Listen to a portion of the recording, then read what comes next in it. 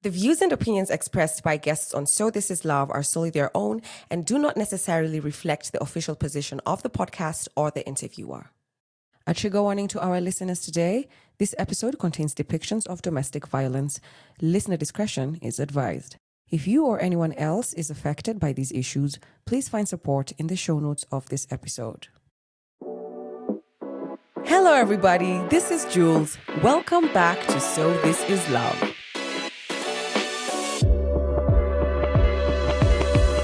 A quick note to our listeners: if you would like to support this podcast, you can do so via our till number or PayPal. All the details are in the description box of this episode. Your contribution is what will keep us going. To my guests, who have so openly shared their stories of healing, reflection, and triumph, thank you for allowing us to grow through your journey. Remember, you can find us on Spotify or wherever you get your podcasts. And if you haven't already, do subscribe, as it does help us reach more people. So This Is Love is a space where people can relate to one another, learn from one another, and find a sense of belonging. Enjoy.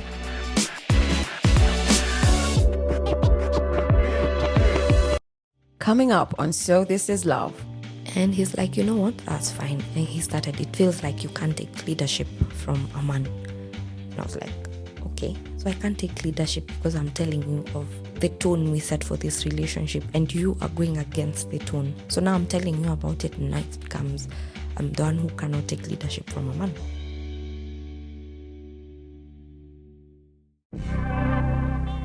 Welcome to So This Is Love, a podcast about love, the loss of love, heartbreak, and the meeting of self.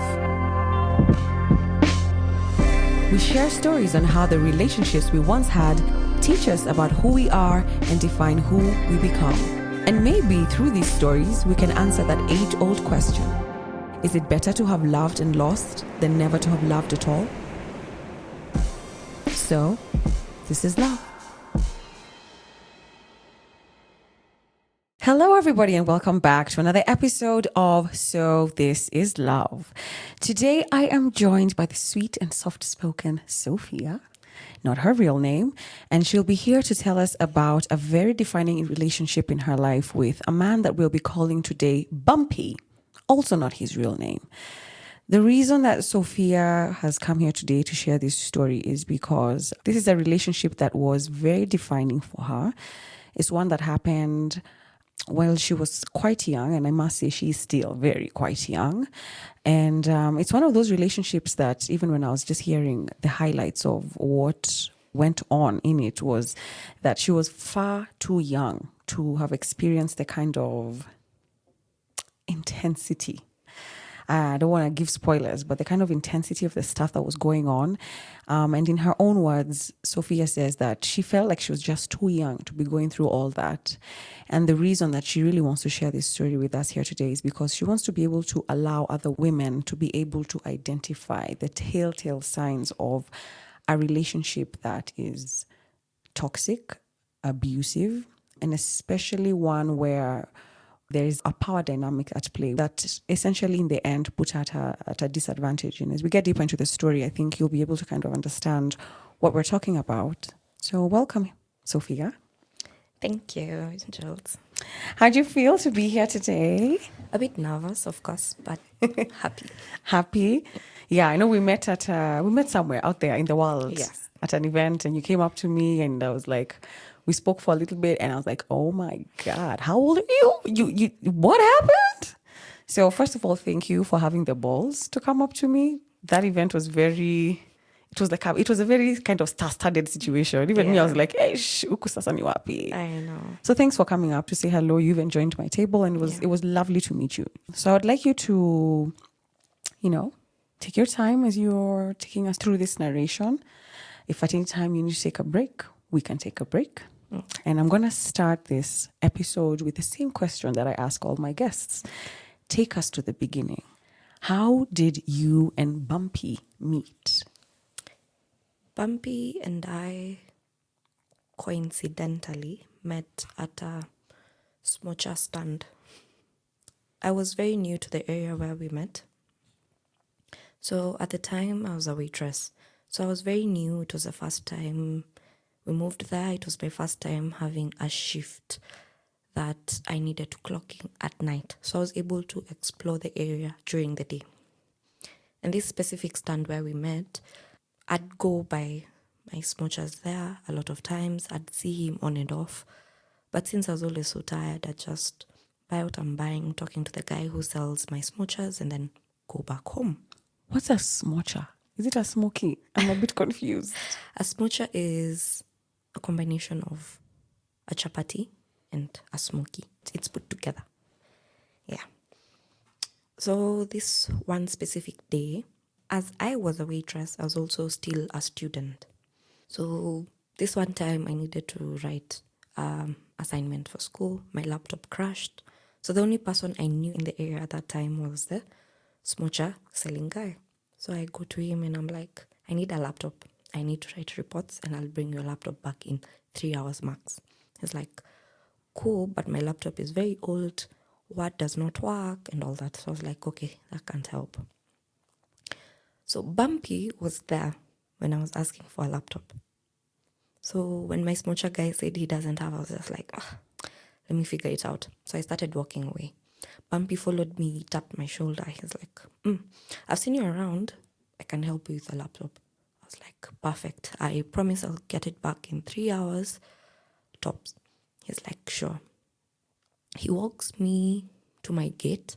He's like, let me walk you to your gate, see where you stay, and then I can go home, grab my laptop, and then bring it back.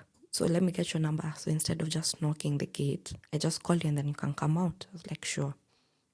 That's what happened. He gave me the laptop. He's like, this laptop, I don't even use it. It just stays in the house. So what you'll do is just use it until you're able to fix your own laptop. Now I was like, sure. He would text. But since our schedules were very different, me being a waitress and a student, and him being someone who works an 8 to 5, the dynamics of communication aren't working, like probably to his favor. So on days I'm off shift or on offs is when we'd communicate, which was okay because I was not really interested in him. And then on meeting him, I was pregnant. And I was very young, I was 20. So I explained to him on one day, I think 3 weeks later, we've spoken. I now told him I need to bring your laptop back. I fixed my laptop, so I'm good. Thank you. So we meet after work. I was off. He's off work. So he comes in a suit, fully dressed. He looked so nice. I was so impressed. I was just like, wow, he looks very nice. And then my mind just clicked. You think he looks nice and you're pregnant. And then at the time I was pregnant, the person who impregnated me didn't want the pregnancy. So I was just with it, like it's me in this pregnancy. So my mind is just like snapped back into reality. So I looked at him, I was like, okay, you look nice, but thank you. We talked, we stood outside the gate, we talked for like 20 minutes. And I went back to the house. So at this time I'm staying with my mom, of course. My mom was a bit bitter, of course, because I'm 20, I'm pregnant, I'm juggling waitressing and school. So she wasn't happy that she'd see me, of course, talking to another man, because in her head, as an African mom, she's just thinking, hey, you've not even finished the first one, now you're into another one, surely. So I got home on this specific day and my mom is furious. She's like, why are you talking to men? And I'm like, chill. It's just I was returning the laptop that was helping me doing my assignments as I fixed mine. She's like, okay. But we still continued talking with Bumpy. So we kept tabs here, there, which was okay. I didn't mind it. It would be memes, nothing that would make me like keep quiet or ghost him. So we'd exchange memes, we'd laugh, we'd share reels, and always on WhatsApp. I remember him having a car. So this one time, I wanted to go to the clinic because I was pregnant. So it's my first time going to the clinic. I was nervous. And Bumpy had told me that he had a daughter. So before telling him I was pregnant, he had already told me I have a daughter. She's the apple of my eye. She's the reason I live, breathe, and all that. And I was like, that's nice. So on this day, I wanted to go to the clinic. Bumpy was the first person I thought to call because he had a child. So I was just like, he's gone through this, so it would be easy for him to understand me, which he did. He didn't even ask a question. He immediately just asked, what time do you want to go? Where do you want to go? And I was explaining, I just want to go for a checkup, and that's it. This day was specifically my off day, but I had classes. So I went for my classes, and then we met. He picked me up in his car comfortably, and we went to the hospital. I paid for my checkup and everything. And he was okay with it. I checked how far along I was. The doctors asked me what I would want because considering my age, they knew, of course, it would be a struggle. So it was either I keep it or get rid of it. I told the doctors I haven't decided. So the doctors were like, you have like just 1 more month until you decide, because after a month, you just have to keep the baby. I was like... Were you visibly pregnant at that point? Not yet? Not yet. How far along? At the time when I went for clinic, I was about 2.5 months in. Yeah. So it was not even visible at all. Yeah. And Bumpy was with me in every room that I went in. He'd hold my hand. He'd like tell me, you know what, it's going to be okay. Whatever you decide, nobody's judging you and you'll be fine. I'll walk with you through this. I've experienced this, so I know firsthand what you're feeling. I felt very comforted, very comforted. At the time, all my instincts were to get rid of it. I was 20. If anything happened, I wouldn't be able to raise this child on my own. I wouldn't. Even if I tried how hard at that time, I wouldn't. So after a while, I decided to get a procedure done and I terminated the pregnancy. It was the appropriate thing to do at that time. So that's what I did. All through, Bumpy was with me. During the day that I went, the days after, even after work, he'd try and pop by at the gate just to say hi, see me. And for some reason, he'd always bring me fruits. So I'd go to the gate, see Bumpy. Then when I go back to the house, my mom would always ask me, where have you gotten the fruits from? And I'm like, I just outside here, I met somebody, like a friend of mine. She has given me the fruits. And every time I had to ensure that my mom knew it was a girl, because if she found out it was a guy, she would be very uneasy. So that's how it went for a long time. And after the whole termination, we got very, very close because he'd talk to me about work, my waitressing job. He'd talk to me about school. He'd help me with assignments. And then at the same time, when we were just very new together with Bumpy, I started doing... So at that point, I was being trained. It was going good. But now it was a load added on to the waitressing I have in school.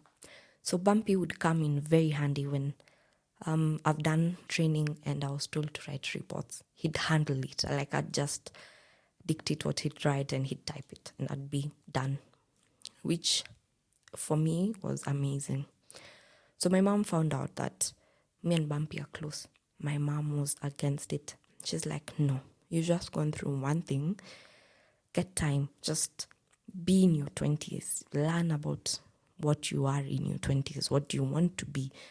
The things. Make money. Go out. The likes. That's what you want to be. What do you want to be? The things. Make money. Go out. The likes. That's what she was all about. So she was very not happy about the idea of me and Bumpy being close. Then at that time, my mom would look at Bumpy and she'd be like, he also looks very old. Yeah? Sophia, he looks very, very old. So ensure that whatever is going on is something that you're sure you're ready for. At that time, I'm not even sure about anything. I'm just enjoying this person because they'll write my reports. They're there when I want them to be. So it was okay on my end. So with time, we eventually started dating a month or two later after. And it started very nicely, very, very nicely. He had a car, so we'd go out for rides. And since I loved car rides, I liked food. That's what we'd do. We'd buy takeout, pizza, chicken, and then in the car, a ride. And that would be an ideal date for me. And it worked very well. He'd tell me about the struggles he's having with his baby mama, how he misses his daughter because he wasn't able to see the daughter often. So I'd sympathize with him and be like a shoulder to lean on. Then eventually, we started being intimate. So being intimate with him meant on days that I was from work, I'd have to lie to my mom. So I'd call my mom and I'm like, Mom, I can't get a matatu back home. I'll just spend the night on my friend's place. And my mom trusted me. She's like, okay, that's fine. No problem. The whole time, that just meant that in the morning I've packed an extra cloth, folded it very well to fit in my bag so that my mom does not notice my bag is larger than usual. Spend at his place, do our stuff, enjoy the night, watch a movie, eat and all. And then in the morning, he'd drop me off at work or at school, depending on what was needed. And that worked very well. So 3-4 months into the relationship, issues with the baby mama from his end started rising and rising fast and heavy. We moved from being in our honeymoon to the baby mama texting me in a span of very short time. At that time, she'd text me with entitlement, for lack of a better word, because she knew she was the baby mama and she knew that this man had vowed to marry her. So in her eyes, I was like this bug that is coming to destroy their nice relationship, their nice parenthood that they're doing together. And every time I'd take the story back to Bumpy, it would be, no, she's dramatic. She already knows that nothing can happen and the likes. Me being my first time in such a dynamic, I was just like, you know what, it's okay. I'd take his word because he's the one who's here with me and I get to see him every day. So I trusted his word and took it blindly. So even if she'd text me, I'd have no problem because she's texting me and maybe I've spent the night in his house and she's texting me, I spent the night at his house yesterday and I'm like, I was with him during the day. So I was just like, you know what, it's okay. So we had that baby mama issue going for a while, for about 2 months or 3. And then one specific day, it became, I need time. And I'm like, you just can't come to me and ask me for time. What's the time for? It's like there are issues between me and my baby mama. And now she's saying that I'll not be able to see my child. And I asked why. What is it you did? Because she wouldn't just wake up and say that you're not going to see the child. There has to be like a backstory. There has to be something. She's like, no, it's because of you. I'm like, okay, what about me has made your baby mama not allow you to see your child? He goes like, you spend the nights over, you leave your clothes. I don't hide your clothes when they come off, drop the baby. And I'm like, who's we? Who's dropping the child? Like, at times she comes, drops the child and cooks. And I'm like, cooks in your house? I'm like, okay. But initially you told me always go out to get your child from their house. What changed? He goes like, no, there are times I'm busy, so she'll just drop my daughter over before I get home and I'll find she has cooked. Then he'd say she's cooked because, of course, that food will also be eaten by the daughter and she knows I won't have time when I get home. And if you listen to it, you're like, that's like logic sense. So I'm like, okay, no harm done. Because I'm thinking about it, I'm like, he's not home. She came, she dropped the daughter cooked while he was not home. So nothing could have happened. That was fine.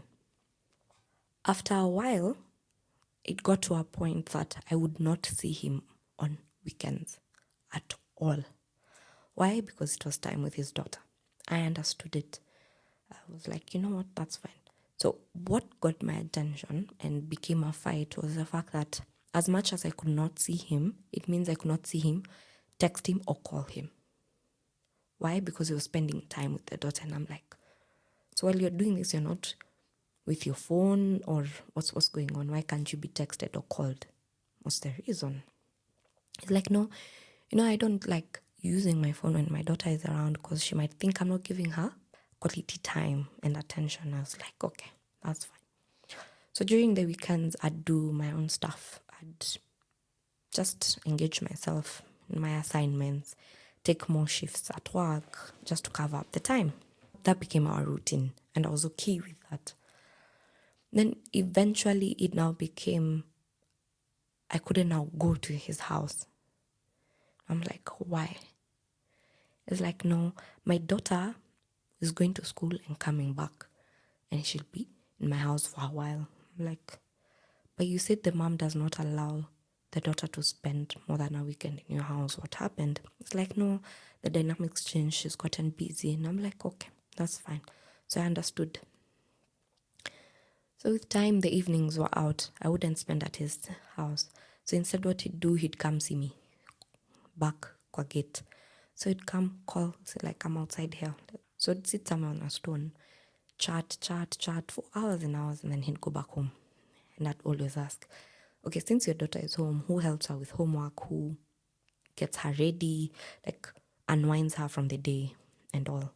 Or is she able to do that? She's like, yeah, she's old enough, she can do that. Then when I come, I'll just cook something light and then call it a night. I was like, that works. Then eventually it moved to, he wouldn't be answering my calls as he used to. So in a day, I'd call like 3-4 times. No answer. I'd call. When I'm free, no answer. And then at Johnny, after work, it's like, oh, I've been swamped with meetings. I've been moving around with my boss and the like. So I didn't have time on my phone. And I'm like, oh, so you didn't have like 2 minutes out of your day just to text me and tell me that it's a busy day? Because that's what you've been doing. So why the change from the foundation we created on communication? It's like, no, I'm sorry, it won't happen again. Yeah, that was a lie. It did, in fact, happen and became a routine.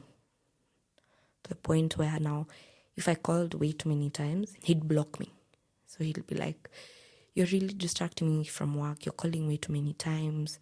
And I need to concentrate and focus on work. And I'm like, how would I know you're having a busy day? You've not told me. You're not communicating to me.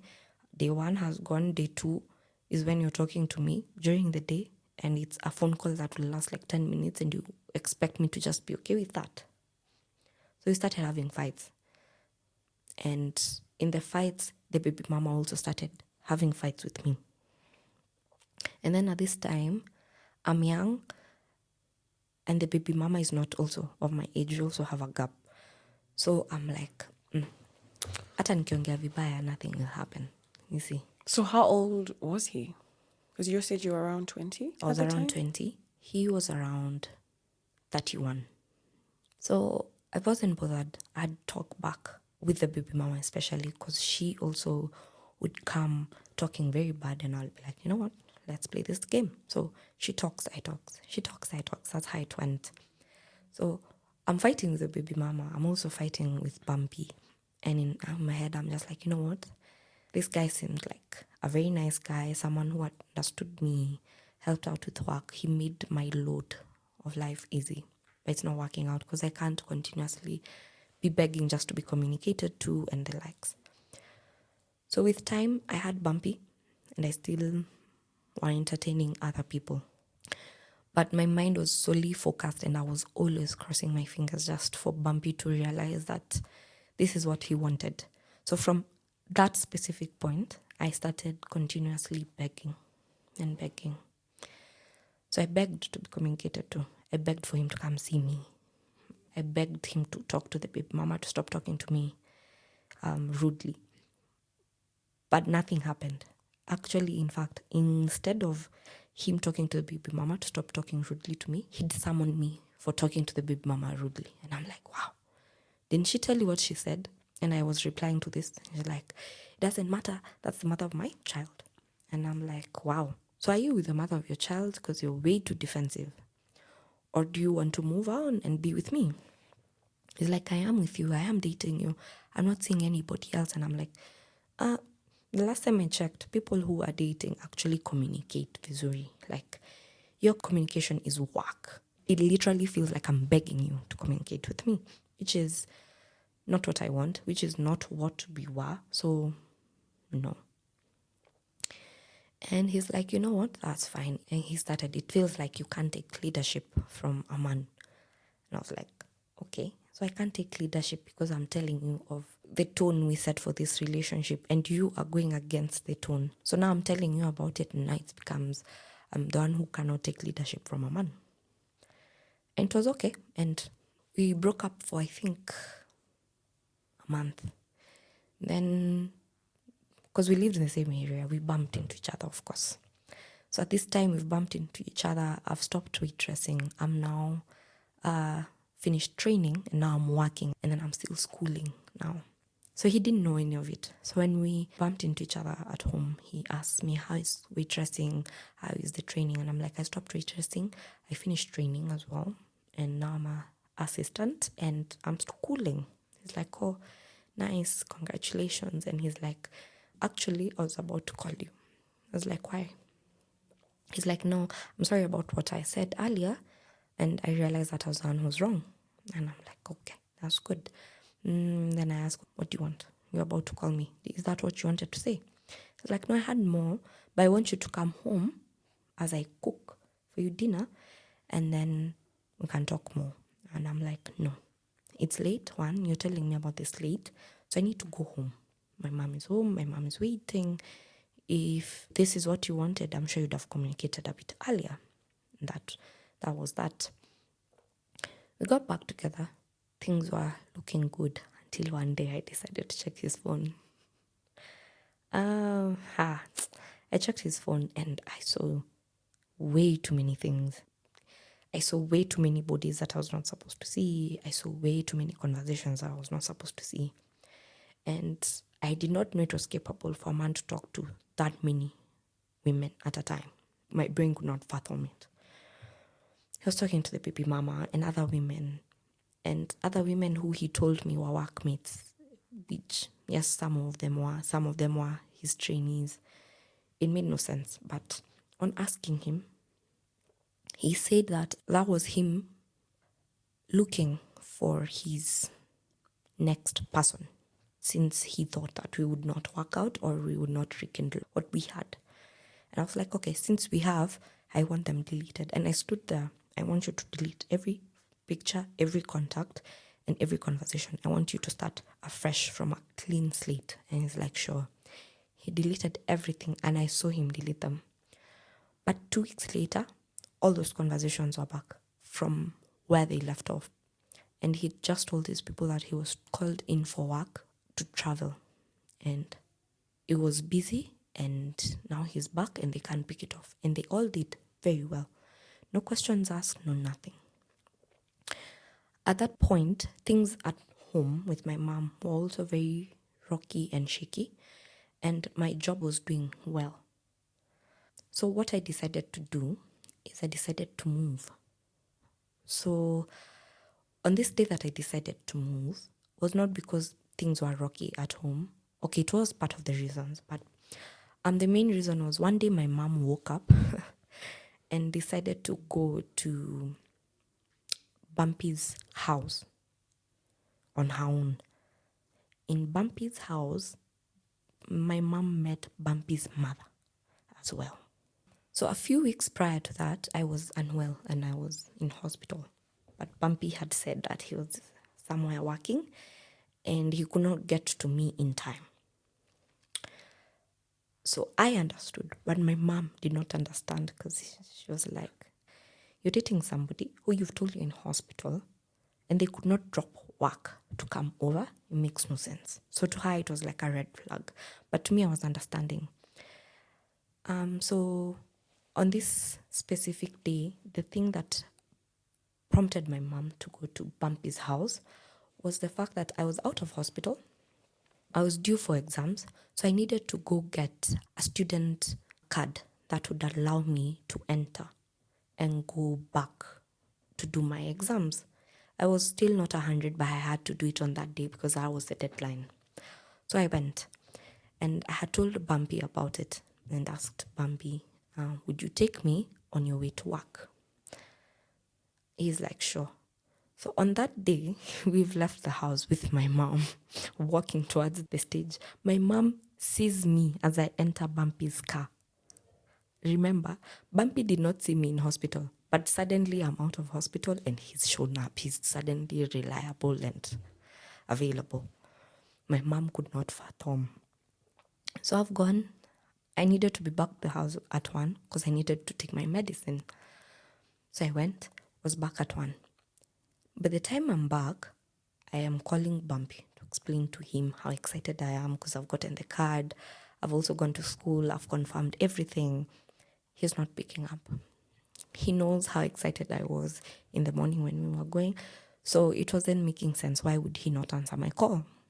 That day comes, and I'm back home at 1. At 2, the baby mama is on my case, sending me a paragraph. Oh, this man says the way you're trash. He's giving you breadcrumbs and you're accepting it. She goes on, and she insults me. You are a hoe. And then at that time, I was very, very, very petite. I was literally underweight. So the baby mama is like, you need to go to the gym, work out, focus on getting a body, getting an ass that people can turn and look at. You're here focusing on men that we have built, we have given children to, and you're here thinking that they can be your man. And I was like, wow, okay. So I'm calling Bumpy endlessly because of what the baby mama has told me. Bumpy did not answer a single call, a single text, a single voice, nothing. In the evening, I'm like, you know what, I'll walk to Bumpy's house. I know by now he's in the house. I go and I knock the door. The mom sees me and goes hysterical. Did he live with his mother? They lived in the same compound. From how loud she's talking, and considering she's a very soft-spoken woman, Bumpy came out. Bumpy sees me. Bumpy's like, get out. And I'm like, why? What did I do that was wrong? Like, your mother was here insulting my mother and you have the guts to show up. And I'm like, when? I just left with you in the morning. I was home at 1. I've been calling you since then. When did she have the time to come here? The mom is like, maybe she doesn't know. And I'm like, I look clueless. Of course I don't. If I did, I don't think I'd be here with all these balls. The mom calms down enough to tell me, your mom was here. She came, spoke to me very rudely, insulted me and all. And I was like, what? She's like, yes. And Mama Bumpy is like, your mom is very disrespectful and I also expect the same from you. And I'm like, why would you expect me to be disrespectful? Because my mom was. Like, because you're raised by a single mom, those cycles just go hand in hand. And I'm like, okay. And Bumpy is just standing, listening to what the mom is telling me. He doesn't step in, he doesn't stop the mom, he does nothing. The mom spoke to me and then she went back to the house. Bumpy's like, you need to go. And I'm like, no, I'm not leaving here until you explain to me in detail what happened. Because you guys are telling me this story like surface level. I want to understand. And Bumpy tells me, I also don't know. I got home a few minutes ago. I was at home finishing up with a work call and then I wanted to go back to my mom's house and check. And like be told and be given details. And I'm like, okay, so. At this point, I've moved. I've moved out from my mom's house. And I live in a nice, beautiful bedsitter that I loved. I had very, very few things, which was okay. At this time, I had given Bumpy money to buy me a laptop. He has not given me the laptop. My mom knows I gave Bumpy money to buy me a laptop because he has tech connections. So I wanted one genuine laptop and I was sure that someone might knock me off or something. So the laptop had not come. My mom knows the laptop did not come. My mom cannot be convinced otherwise, other than Bumpy was just trying to shortcut me. I'm trying to explain to my mom, no, the delivery is just delayed. It'll be here. And my mom is like, no, these things you're saying do not even make sense. They do not add up. But I was not looking at it from my mom's view. I had my own view, and I was just trying to pull my mom into my view. So at that point, I remember the following day after being told that, say, I've gone home now from Bumpy's house. I've been told my mom was there. My mom knows the moment I lashed out like that, left the house and went. She just had this thought that I've gone to Bumpy's house. So I came back home and she's like, I forbid you from seeing that man again. And I'm like, how do you forbid someone from seeing someone? And I'm like, Mom, I'm old. You can't do that. I've gone to complain and complain and complain. We're not even having a productive conversation because we're all very mad, maybe at each other, and we're all raising our voice. So I'm like, you know what, this is fine. I storm out and I got back to my house. I'm there in my bedsit and I'm thinking, why would my mom do such a thing? Like, it makes no sense. And in the morning, I texted Bumpy. I was going to work. I just texted him and I was like, I know now you want nothing to do with me, which is understandable. So I'd want you to pack my clothes and put them. There was an M-Pesa shop that was well known in our area. So I just told him, pack my clothes, shoes, anything, books, anything, or my materials that I might left there for work or anything, pack them and put them in that M-Pesa shop. He's like, okay. So I asked him, what about my laptop? He's like, you know what, with your laptop, let me even just call the dealers right now and we'll figure it out. So we did figure out the story of the laptop, got my laptop, and then on the day I was going to get the laptop, Bumpy tells me that he's not mad at me and he doesn't want us to end the relationship. Instead, what we will do is he's going to get a second wife. Yes. So I asked him, why are we getting a second wife? He's like, because already in my mom's eyes, you're disrespectful and so is your mom. So according to the mom, that's not a wife she would want the son to have. But since Bumpy does not want to let go of me, I should allow him to have a second wife. Oh, wait, you're not the second wife? No. So I'd allow him to have a second wife. So the second wife would be known as the first wife because the second wife is the one who would be introduced to the mom.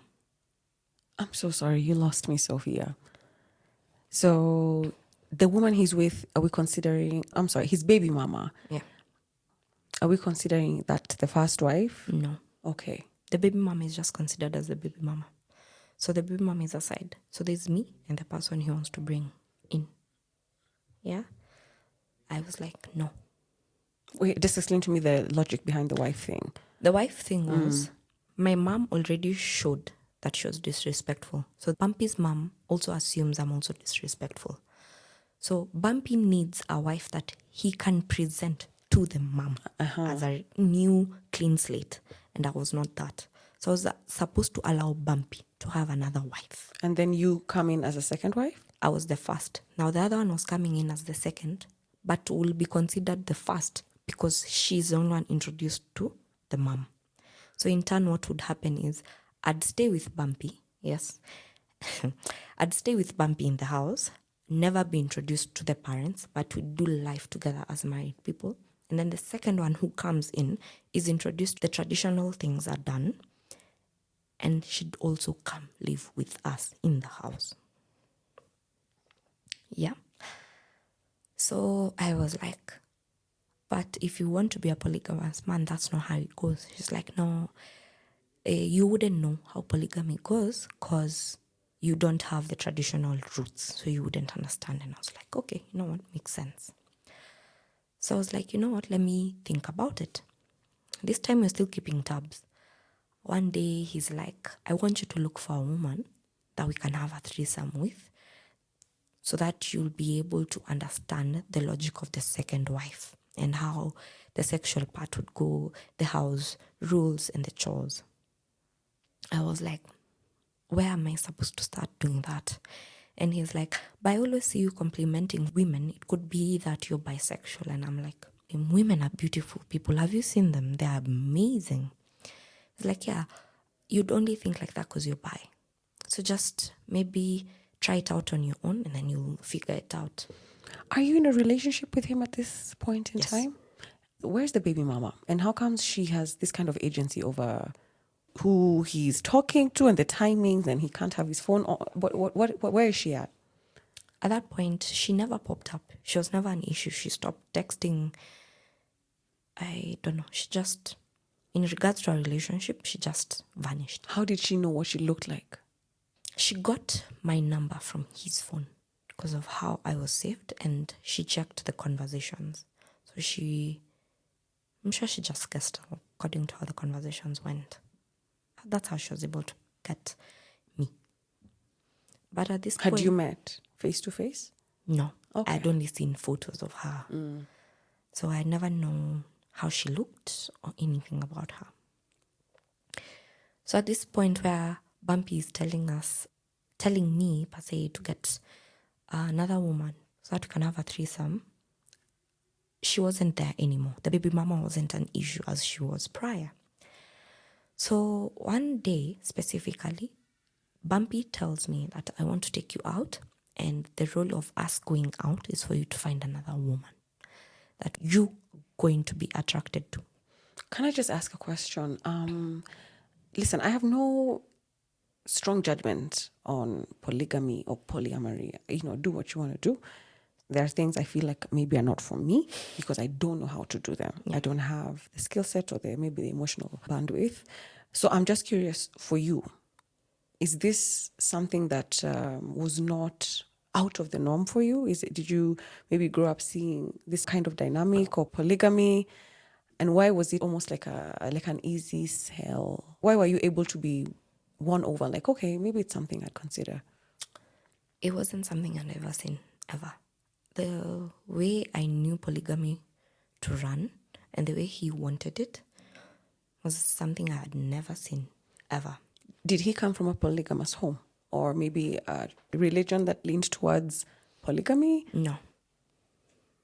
Not at all. He keeps saying he was, but no, not that I saw. But so that happened. And the reason it was easy for me to be sold into it's because every time he kept telling me, you don't want to lose me, right? And I'm like, yeah, of course I wouldn't. Then do the things that I would want or I need to be a happy man. And he'd always go about, if you don't do it, if I'm not getting the woman from you, I'll eventually go out and get the woman for myself. And I'm like, but if you go get the woman for yourself, that's cheating because it means you have to date them, court them and all that. And he's like, yeah. And I'm like, so do I get to know about it? Like, no, because you were given the opportunity, but you didn't do it. So I'm like, oh. So I have to choose between getting this woman and just letting him get one. Me being me, I was always on Tinder looking for women. Like my bio was looking for women for threesomes. That was my bio. And women would flood in my DM. Interesting. They would flood my DM. Oh my God, really? Yes. Real women or like bots? Or... No, women that would give me their numbers. You know what? That's kind of... I'm a bit disturbed, but at the same time, I'm like, wow, like, go women. That's pretty... Yeah. Yo, that's wild. Yeah. Okay. So they'd always flood and Tinder, women. You said? Yeah. Yikes. So they'd always just see my bio and all send photos and their phone number. Photos and phone number. So it was easy. So the moment I first got one, I took just one number from Tinder. The conversation was simple. I didn't even need to sell anything. I was just like, are you available this weekend? Because I'm off this weekend. My man is off. Are you available? Can I have a threesome and see how it goes? Everybody was just like, yes. It's the first one I had and I was like, oh, interesting. So we had the first threesome. My first thought was like, oh, fuck. This is not okay. It doesn't feel okay with me because a threesome, I have to participate. And then there's a point I have to wait as the other woman and Bumpy are intimate. And then she also has to wait as Bumpy and I are intimate. And then Bumpy has to wait as me and the other woman are intimate. And it just didn't sit well. I was shaky. And Bumpy seemed easy about it. He was right into character. And immediately in all the women we had, he would always want to ask, are you okay if you spend the night? Do you want to come again? he'd always just want to give them girlfriend roles immediately. Will you cook for us supper? Will you oil my back? Like such things. And the women were just like, yeah, okay, this. So it happened more than once? It happened more than once, more than 5 times as well. And how did this sit with you, like being intimate with another woman? It wasn't sitting well with me. I'd complain and complain and complain. And each time I complained, Bumpy would be like, you're just not being a source of peace. Honestly, you're not being a source of peace. And I'm like, what does a source of peace mean? I'm just complaining about the things you want us to do and they're not sitting well with me. It doesn't feel like this is something I want to do the next one. It got to a point where he'd take my phone, enter Tinder himself, and talk to the women and plan those things. So I'd get home, say from work, I've gone back to my bedsitter, and he says, are you coming over today? I'm like, yeah, I'm even just gotten home. I want to carry the things over and come. And the woman would be there. And I was like, wow, okay. So after a few times of that happening, one day I just sat down and told him, this can go on. So I want to leave. I want to leave this relationship because it seems like I'm bending and bending to do the things you want. And at that time, we're having so many threesomes that I cannot keep count, one.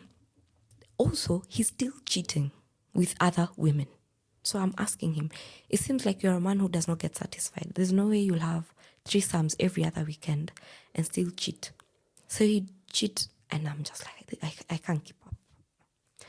So on the day that happened, 2 weeks later, he tells me, how about we move in together? Instead of me doing shopping in your house or you paying rent and all that, let's just have this house. And his house, rent was not paid because it was their house. So I was like, are you sure? And it came at a point where I wanted to move from my bedsitter to a 1-bedroom. So it's like, instead of looking for the 1-bedroom, the day you said you were moving, because I had found a house and everything, so I was about to go pay. He's like, no, instead, I found a lorry, you'll move your things to my house. I was like, oh, okay. And then at this point, my mom has stopped being bitter with Bumpy. Now they're being friends to a point where we can go out together, hang out together. So I was okay with it. I moved in. On moving in, I got pregnant, I think 2 months later. So I found out I'm pregnant and I've not even told my mom I moved in with Bumpy. So I'm just like, okay, so which one do I tell her first? So I first told her, oh, Mom, I moved in with Bumpy. And my mom is like, that's okay, but we need to do the traditional steps, at least just one before anything happens. And I'm like, why? Just in case. And I don't know, she always kept saying, just in case something happens, you need the men, like, wale wa baba wa boma, you see? And I was like, okay. And by traditional steps, she means the conversations that happen to finalize a marriage in the traditional way.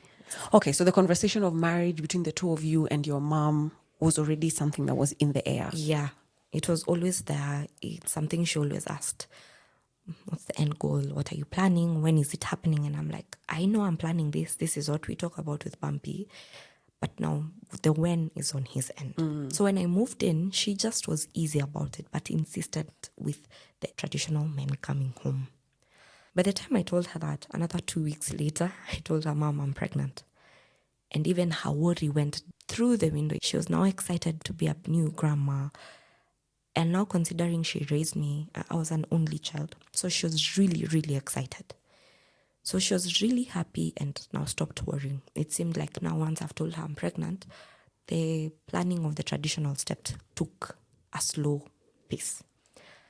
Oh, I would have assumed that it would have gone faster. It would have gone faster. So it went for a slow pace for a while, just until her excitement ended. And then from there, it was now, Baba Bumpy needs to come. We need to decide, all that. So in a span of a month, it happened in October.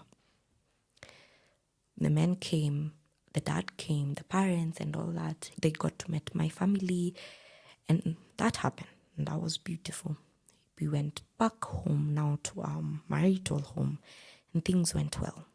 Was his mom more warm towards you? Yeah, she had changed. She had become very fond of me. to a point where she would call me, send me for errands in town. We became very good friends eventually once she got to understand my side of the story and my mom's side as well. Yeah. And then as pregnancy grew, my pregnancy was the most beautiful. I had no morning sickness, no nothing, no cravings, no nothing. I was just a normal person with a growing belly. And my tummy did not show until it was 7 months. So all through, I'd work, I'd do my jobs very well, I'd do everything. And then there was this one point I remember we were being intimate with Bumpy. And I remember telling him, I'm feeling very uncomfortable, very out of breath. And intimacy just doesn't sound exciting as it used to be. This man looked at me with a straight face and told me, if that's the case, how about unitafutie msichana nitakuwa nalala na yeye while you are in your last months of pregnancy. What he said is, at this specific moment, what I told him, his reply was, how about you find me a woman that I can be intimate with in your last months of pregnancy, since you're not able to be intimate with me as your husband, because I have needs. I looked at him baffled. I'm like, wow. And he laughed and brushed it off and he left. The thing is still ringing in my mind. I'm like, why would he say that? Since he brushed it off, I thought he just said it. So 2 days later, I addressed it and he's just like, no, it was just a thought. It would be nice and all.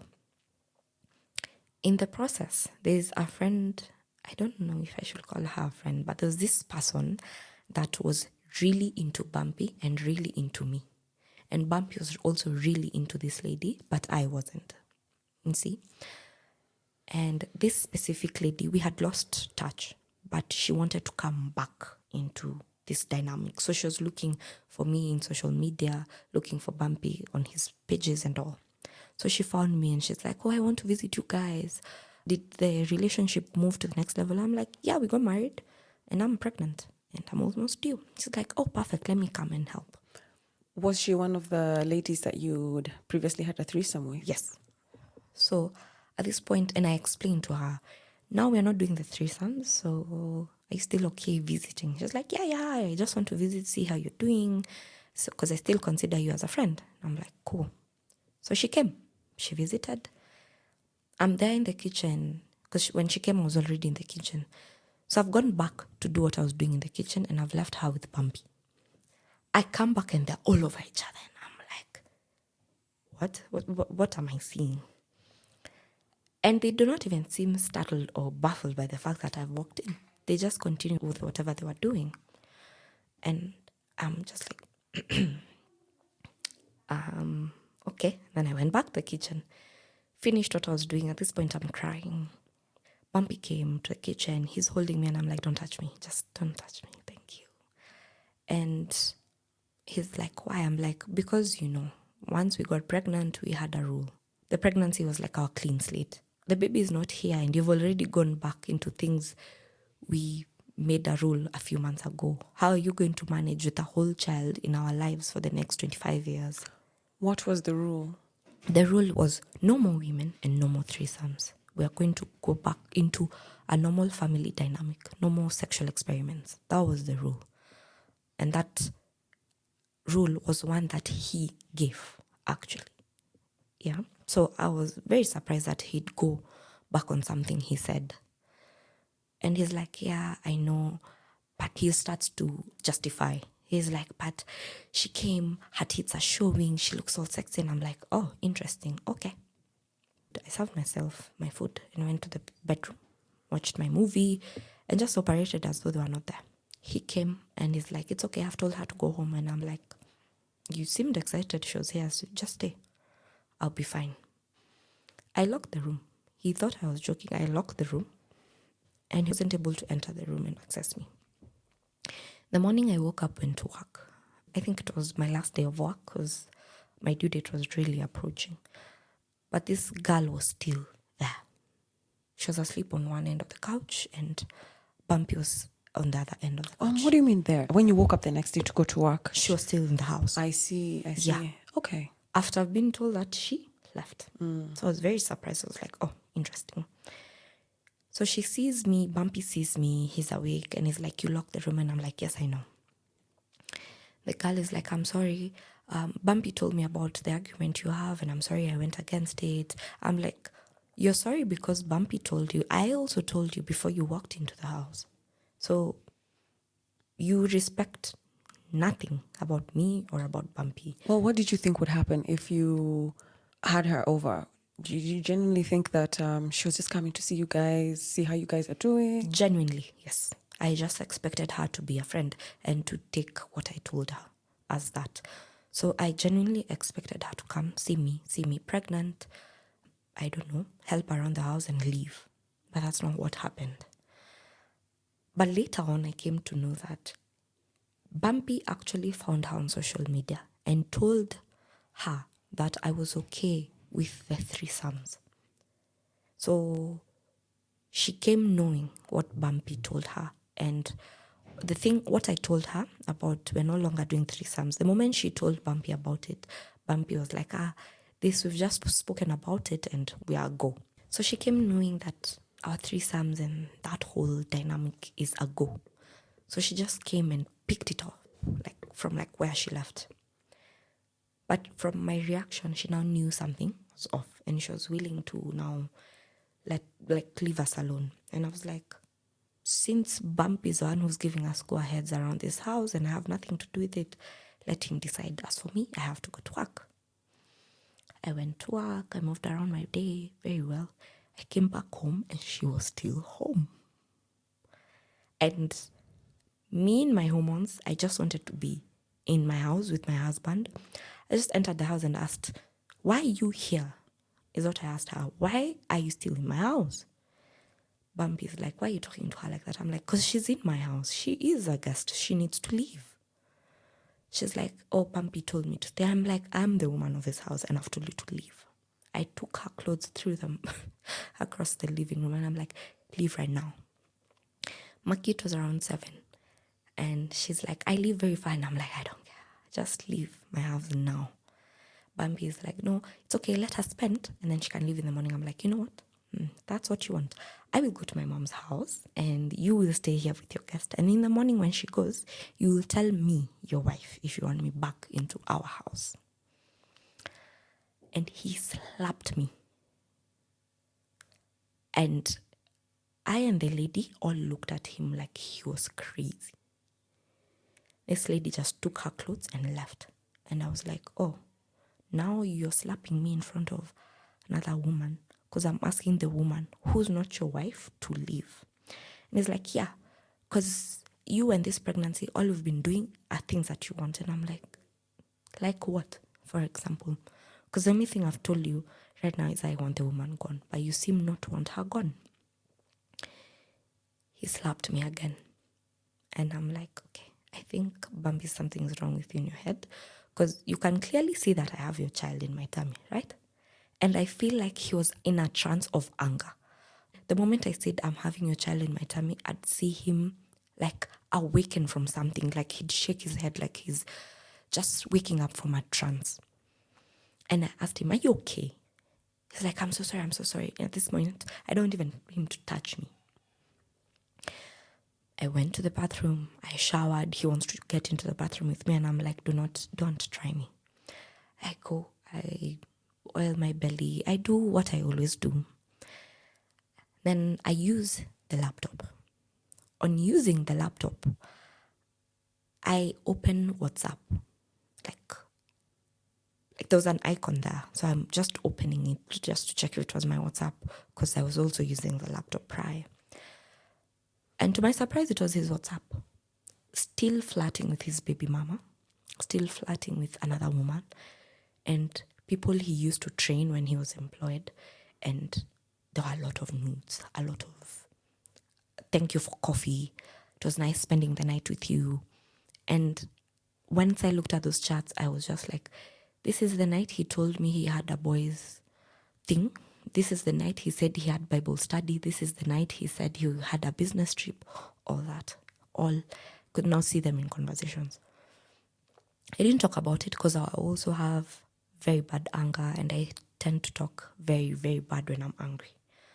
So I was just like, you know what, let me sleep and I'll talk about it in the morning. In the morning, it's calm. He said, I'm going to the gym, I'll be back. He comes back and I want to address it. And I couldn't keep cool, and I'm like, you are crazy. You're about to have a child. You're still talking with your baby mama. And this other woman that we handled a few days ago, why are they still recurring? Why is this woman recurring? Why is your baby mama still somebody you're flirting with? What's going on? You're married. You're getting a child. So what's going on? It's like, no, since you didn't want me to be intimate with other women, I just thought maybe talking to them is not harm. And I'm like, since when? Show me where. I'm like, no, this is not something I'll tolerate. I don't want this. Give me your phone. I want to address everybody. I'll send them messages. He threw that phone across and it hit me straight on my forehead. And I was like, oh, so we are still hitting me and hitting now me with things interesting. I was like, I left and I told him, you know what? Continue with your women. Actually, seems you're happier when there are very many women. That's where you prosper. And he was like, okay. He seems he wants to talk about it. I did not want to talk about it at that specific time. So what he did instead, he pulled me by my locks, dragged me from the bedroom across the floor till the sitting room and put me on the chair. And I'm like, I said I don't want to talk about it now. You also tell me when you don't want to talk about things, I should understand. Here you are pulling my hair. For what reason? I won't talk about it right now. I value my marriage. I'm like, doesn't seem like that on text, but I don't want to talk about it right now. He hits me. He strangles me at this point, and I can tell him, Bumpy, I cannot breathe. So I managed to kick his chest with my foot, and he fell. And I'm trying to catch my breath, and I'm like, are you trying to kill me? Because you're strangling me. I'm pregnant. I'm not understanding what war specifically do you think you're going to be winning? I'm pregnant. You're going to win anything you do right now. And again, I can see him getting out of a trance, like he's shaking his head, he's scared. And he starts immediately, sorry. And I'm like, I don't want your sorry. This is something you're doing now. And for the next 2 weeks, he's the most sweetest, most amazing human being I've ever met. He felt like the first person I met in the beginning, years back. And I was happy, and he'd always validate me. It'll never happen again. It'll never happen again. It'll never happen again. And I was content. So this one specific time, we were sharing the laptop. I still go into the laptop. I'm writing a document because my assistant is at work. So I'm supposed to write documents for my clients for us to get paid. So I'm on the laptop. I'm now trying to connect my WhatsApp with WhatsApp web on the laptop. And I see his WhatsApps. And I can notice that there's a woman he's been clearly talking to that is clearly pregnant with his child. And I was trying to collect my jaw from the floor. I was angry. I immediately start crying, and I'm like, why? I had very few weeks to delivery, and it's not making sense. He comes home, and I'm asking him, what's the meaning of all this? I need an explanation. He opens his mouth and tells me that woman was depressed, and I was just acting as a father figure to her and the child she's about to have. And I'm like, wow, is that why she's asking for your names to put in the birth certificate? Is that why she's saying our child? Is that why she's asking when will you take your dad to her house? Is that the reason? He gets mad and punches. There's a mirror we had on the wall. He punches that mirror. He starts bleeding. At this point, I think I was so used to it. I just look at him and I'm like, another dent. Let's see who'll pick it up this time. He had a bike, so he'd take the car keys and leave. And for once, I didn't stop him. I actually gave him his other riding gear. I'm like, here, please go. Because this is what you always do. He left. I did not pick up any glass. I left them there. So when he came back, he found them there. He cleaned them up and he came to the bedroom. It's like, you didn't even call me to get to know where I was. And I'm like, what for? Why would you bang the mirror, break the mirror, and then come? You've left at a point where you know you have done something wrong, and then you want me to now be concerned. It's like, if I leave, sometimes I might get out and get hit. And for a brief moment, I replied, I told him it would be better rather than having you around this house with all that you're taking me through. I had approximately 3 weeks to deliver. But according to when you go to the doctor and they give you that due date and all, it was actually supposed to be a month and a half, but I gave birth 3 weeks later. So in the 3 weeks, he was good. He was very good. And now what happened is, you remember the woman who was in the house that I came home to that was still in the house, and I asked why hasn't she left yet? One day she came home. Apparently, Bumpy talked to her because Bumpy could not get through to me. I had gotten to a point where I had a wall. I didn't care about him, what he did, what he wanted. I just follow what he said. I was like, we're going to the market. I'm like, okay, let's go. We're doing this. Okay, let's go. I was there. I never questioned. I never did anything. So Bumpy was worried. So Bumpy called this lady, and this lady started talking to me. So instead of calling me on phone, what she did is she came home. Bumpy was not home, but she was. So I asked her, why are you home? She's like, Bumpy told me you're not okay. So I'm here to figure out why. I'm like, one, you're the reason number one among the reasons we're not okay. Came to our house. You are touchy with my husband after I specifically told you something. You didn't have the courtesy to come ask me if that's how it is. You just took Bumpy's side and went with it. And she says, in my defense, Bumpy is the man. I was like, okay. And she's like, but that was then. Now I'm here for you. I want to listen to you. And I told her, actually. Do you know, I'm sorry, I'm in a bit of a, what was informing this structure? There was something behind it, like, this is the man, you have to follow this. If you're saying you did not grow up seeing this. The structure was, and this is something Bumpy threw around in any situation, was you're raised by a single mom. You wouldn't know how households run. You wouldn't know anything about submission. And since honestly and genuinely, I did not know, because I was raised by a single mom, I did not see her submit to somebody, especially at an older age, to see how submission goes. I'd believe it. And he would always say, but I know submission, I know the role of a man, because he has both parents. So I was just like, okay, that makes sense. I really do wonder about that, because I don't want to come off. I know there's people who actually live by that, where the man says the final word. Yeah.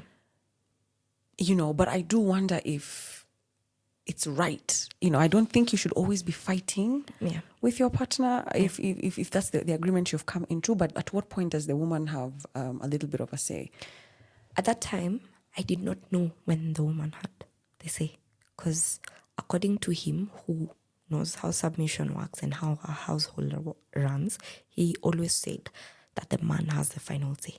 And since I always wanted to show that I'm a submissive woman and a woman who wants to be an added piece of value to him, I'd stick with that. Did you not have any friends to talk to about what was going on in your marriage, in your family life, in your relationship? I did. Funny thing is, yes, I did. I never said those dark parts. Why? Because Bumpy and Bumpy's mom always told me that marriage stuff are never told to anybody else other than the household you're in. So according to Bumpy's mom, it was, if you're not able to solve it with Bumpy, come tell me. So I tell her, yes. So I've told Bumpy's mom. Bumpy's mom is like, oh, you're the one with the temper. Reduce your temper. So I'd always fit into that. So if I know I have a temper, instead of speaking when angry, I'd speak the following day. If I always want to nudge something, instead of always asking, I'd just wait until it's an appropriate time and ask Bumpy. I think those are admirable traits, to be honest. Yeah. I think you should not speak when you're in a heightened state, and it's always good to kind of take some time before you retort. But there's some dysfunction there. Yeah. I don't know. So that's what I always did. So every time he'd hit me, I'd go back and maybe say, I'm the reason. Why? Bumpy says I'm the reason. Bumpy's mom also says I added to the reason why Bumpy was hitting me. So I'd always try and find out why. And I came to understand when Bumpy said, you're not being peaceful, it's because I found out he was cheating. In his head, I was not supposed to find out, but I found out. So finding out, questioning him, wanting answers, wanting accountability and all that, to him was not being peaceful. But that I found out later on. So this lady has come home, and believe it or not, Jules, I specifically told this lady, Bumpy says he wants somebody to be intimate with at this moment that I'm not. Let it be. She's like, are you serious? I'm like, yeah. You're always here. You're always talking to Bumpy. Why not? This is what you told her. Yeah. Because now for me, what I was thinking is if I gave Bumpy one specific constant person, the rest of the women would go. And I'd be able to control this woman. So in one way or another, I had the upper hand. I in fact, did not have an upper hand. So the baby came. She's been there 3 weeks. The baby has come. What do you mean, living there? She's been with us every single day. Does she live there? What do you mean by with you? She's there Monday to Friday or Monday to Wednesday. Does she sleep in your Yes. matrimonial home? Yes. In whose bedroom? She wouldn't sleep in the bedroom. Bumpy and I would sleep in the bedroom. She'd sleep in the mattress in the sitting room. Okay. She was there always. She would clean the house. She'd make me breakfast. She'd get me ready if I needed to go for a clinic, to make my nails. She was there. You know why I was asking what was informing this? Because even as you're talking right now, it doesn't sound bad, but it's not something that you had agreed to. Yes. You're kind of doing this because your hands are tied. Because I know there are situations where, co-wives take care of each other. Yes. And it's something everyone is privy to. I know there are challenges there. Yes. Every side, everything. Monogamy has a flip side. Polyamory has a flip side. Yeah. Polyandry has a flip side. Like every side has a but. Yeah. But, so it's almost like, was Bumpy like, listen, I'm polyamorous, and she's going to come help us. Like, even when she's cooking, you're not saying, why are you cooking? You're only supposed to like sexually meet my husband's needs. What are you still doing here? Do you understand my question? Yeah. I'm just trying to understand what is this I'm listening to. At this time, if she's cooking, I'm too pregnant to even stand on my feet. So I didn't mind. I didn't think about it. And then the funny thing is, she was there to satisfy Bumpy's sexual needs, but they were never, ever sexual in the 3 weeks that she was there until my delivery. Not a single day, because I was in the house all through, because I've taken maternity leave. So I'm there, I'm going nowhere. I'm swollen, I'm there. She was never intimate with him. But the thing is, she complained. She complained to me. She's like, why is Bumpy, even if I try, he always turn me down? And I'm like, I don't know. I honestly don't know. And it's not my place to talk to him. But I'd ask, do you want me to talk to him? And she's like, yeah.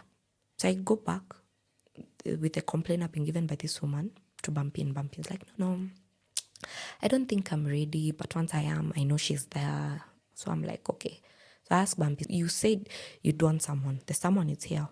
And you seem comfortable having her around. What do you want? She's like, no, since you're very much not able to do everything around the house, how about right now she just helps around? And I went back to this woman and told her exactly what Bumpy told me. And asked her, is that something you're okay with? And she's like, yeah. So that's the dynamic. That's what we had. So she'd come, go home to her house as she pleases. She'd stay over as long as she pleases. And even on the day that I went to hospital, now to deliver, she also was there. She took me to hospital together with Bumpy. And at that moment, of course, I'm not thinking about what they're doing at that point. I'm now here. It's me and my baby. My one role is to get this baby out of me safely and be also okay, you see. And that's what I did. Got into hospital, gave birth very well, my baby healthy. And on the day, I even called my mom, told my mom, your granddaughter is here. I also tried to get a hold of Bumpy, but since they had left hospital very late, I guessed he was asleep. So I called Bumpy and I couldn't get him. So I called this lady. I'm like, tell Bumpy his daughter is here. And since I was tired, I just hung up and went to sleep. They were also the first ones to come see the baby together. And I thought nothing about it now, because even after leaving hospital, my role was ensure you have enough breast milk, ensure you're eating enough, you're taking enough fluids. I didn't have time to think outside of that. So one day, my healing after pregnancy, after giving birth, was very, very fast. I had no tears, no nothing major. So one day, I'm asking Bumpy, we've gone for our check, the 6-week check. I'm good. So I asked Bumpy on our way back, when are we starting action again? It's like, the doctor has just released you. Just give it time, give it time. I also feel like you're very delicate. So let me understand you a little bit. And I was like, okay, makes sense. This whole time, this other lady is also still complaining they're not intimate. It's been now almost a month and a half. She's been home, no intimacy. And Bumpy made her vow her faithfulness to Bumpy. This is so bizarre. So this lady cannot get sex anywhere else except from Bumpy. And Bumpy is not giving her sex. So she's wondering, okay, what am I supposed to be doing? And she didn't mind because she'd help around the child with my daughter. I never had to move. If my daughter cried and she was in the crib, she'd wake up, give me the child. My thermos was filled with uji, water, food, everything. Was Bumpy and you catering to her financial needs as well? No. Did she have a job? Yes, she worked online, so she'd work there, finish work, all that. She did everything in our household, especially after my daughter came. Everything. Was she also around your age? Or older? Or more towards Bumpy's age? No, a bit older than me, 2-3 years older than I am. So I never, at that point, as a new mom, I was like, she's helpful, because otherwise I'm sure at some point I'd have to wake up in case Bumpy has gone to the gym or the likes. So I didn't mind and I didn't think anything of it. So I just enjoyed that. But now the thing is, on days that I told Bumpy my friends, now my circle was coming over to our house to visit the baby, Bumpy would ask this lady to leave. So she'd leave. My best friend would stay over the whole week, help around and all. And then after immediately my friend and my best friend leave, she's back. And back into the routine, back into doing whatever she was doing. So one day I asked Bumpy, okay, the baby's here, this lady's still here. You don't want to be intimate with me. You also don't want to be intimate with this lady. What's your deal? Bumpy's like, you know what? I actually, for a second, want us to start on a clean slate. And I'm like, what's your clean slate looking like? He's like, my clean slate looks like I want her to go. And I want this household to just have you, me, and my daughter. And I was happy. I'm like, finally, something that I'm okay with, comfortable with, something that is not me fixed in a specific cage. And that happened. But before Bumpy would tell this lady of, like, ask her to leave, because you just can't wake up and tell her, get up and leave. He said he'll handle it. So before that happened, I've been told we're starting on a clean slate. So it's this one specific Saturday. We've said it's going to be movie night. But I feel very tired, very sleepy. So I say I'll go to bed early. Sunday morning, I'm woken up by my daughter screaming. And I'm like, wow. I'm usually woken up by, if my daughter screams, one of them is Bumpy or the lady is waking me up to give me my daughter to breastfeed. None of that happened. And I'm like, maybe they're just watching a movie because it's Sunday morning. I go to the washroom. I go take water. I make some tea. And I'm like, all these commotions, these people can't hear me. But I can hear the movie. It's like loud. So I go back. I breastfeed my daughter. And I change her and I put her down. So I go to the sitting room and I'm like, why can't you people hear me? Why haven't you had your daughter crying?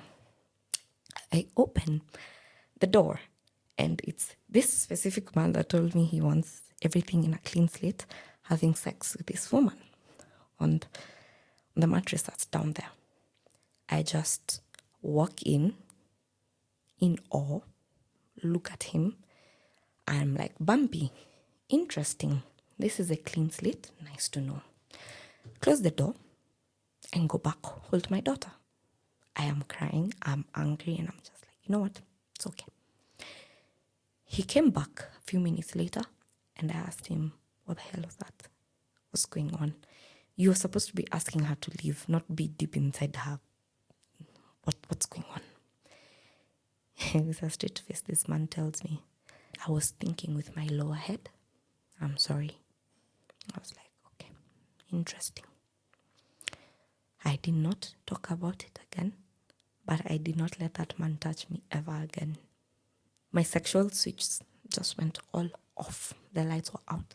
I did not want him to touch me. I did not want him to sleep next to me. It got to a point I didn't want him to even hold our daughter. And I'd tell him, I feel like you're just a dirty man walking, that nothing you even pronounce with your mouth is actually what you want. And I'd be very specific. You said you want to start on a clean slate. Your clean slate doesn't look clean, but that's on you. And that lady left. After a while, he noticed that I actually don't want to be intimate with him. But one specific day, I was having wine because the doctor said I can have some. I was excited. 2 glasses in. We got intimate. And I woke up and I immediately just felt a layer of disgust on me. And I just knew this is not something I wanted. I didn't talk about it. I just moved on. And I was like, let's just find it in us to forgive him and move on as well. And immediately after that, a week later, Bumpy was back to talking to his women, including the woman who just left the house. He's talking to her about he's miserable being with me. He wishes that she was the wife because she seems more understanding.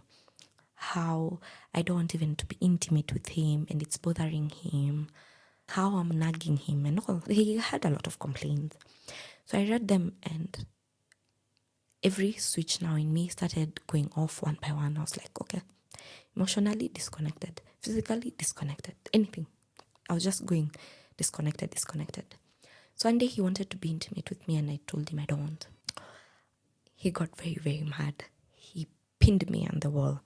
His hand is on my neck and he got intimate with me with like in that specific position. Oh my God. I just left, went showered and just moved on. You mean he raped you? Yeah, that's the word, right? And I was just like, okay.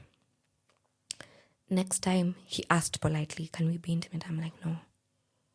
Like, I honestly and genuinely don't want it. And I can see his frustration. He's like, now what do you want me to do? And I'm like, I don't know. Like, now at this point, my anger and my calmness is, I just can't. I'm unable. So I tell him, you have so-and-so you can go to, you have so-and-so, you have so-and-so, and you have so-and-so. Why are you here? You complain to so-and-so and so-and-so about how nagging I am, how this and this and that. And since that's what they are, why not be with them? It's like, no, I want to be with you. But as usual, you're not a submissive person. You're not peaceful. And I'm like, and I won't be. If me being that means that you're allowed to talk ill about me and everything, then no. And I'll storm out. He came, pulled my hair, slapped me, punched me. And I'm like, why? And then at the end, he pushed me towards the wall that I hit the corner of the wall. So I had like, my head was swollen. And he apologizes as usual. And I also apologize. And that was a cycle for like 2-3 months. That's all we would do. I'd find out about a woman. He'd hit me. He'd apologize. We'd move on. Find out. Hit me. Apologize. Move on. That's what we did. One specific time, I remember I now needed to go back to work. Because the money he had apparently measure. And now he's telling me, oh, we can't afford a nanny, we can't afford this. And I'm like, I cannot survive without that nanny. Because being this new mom is not easy. I need that help. You're not always home. So it's not going to work. He's like, it's okay. So He's like, you need to figure out then how we'll pay the nanny. And I'm like, it's okay, I'll go back to work. So I started calling up my clients and I'd ask them, do you want my services back? Do you want my services back? I got my schedule full and I was happy. So I started going back to work. Me going back to work was a bother to Bumpy. It's like, oh, now you want to emasculate me. And I'm like, no, I've not told you not to look for a job. I've not told you not to look for something. I'm just going back to what I was doing prior to pregnancy and giving birth. So he's like, no, but now it means you're earning more, you're providing for us. And I'm like, it's okay, I'll do that until you are able to like come back and do that. And I left it at that. But now I came to notice one specific day he left and told me he's going to a wake with his best friend. A mutual friend of theirs had passed and they need to go. And I told him, it's okay. You need to leave. You've also been in the house with the baby. You've been hands-on a lot. Let me now bond with the baby. I specifically sent him money to go have coffee, have lunch, whatever he'll do with the boys. Because I know he's not been working and I'm the one who's earning in the house. And I used to do this a lot. It wasn't a bother for me. So once we did that, he left. And my intuition just told me, there's one specific lady we used to fight about a lot. My intuition just told me, I feel like he's with this lady. And the reason was because I asked him, communicate with me throughout, also just to get to know if I'm okay. I was like, you're leaving me with, the child was, I think, a few months. So I was like, you're leaving me with this child. Then the child is new to me. I'm also new to the child. Like, I'm not used to it by now. He's like, it's okay. He gets there and communication goes off. No picking of calls, no replying text. And if a text it's replied, it's one word after 2-3 hours. And I was just like, this behavior seems familiar when it's with this specific person. I talked to a mutual friend we had with the lady I allegedly thought Bumpy had gone to see. And told this lady, I think Bumpy has gone to see so-and-so.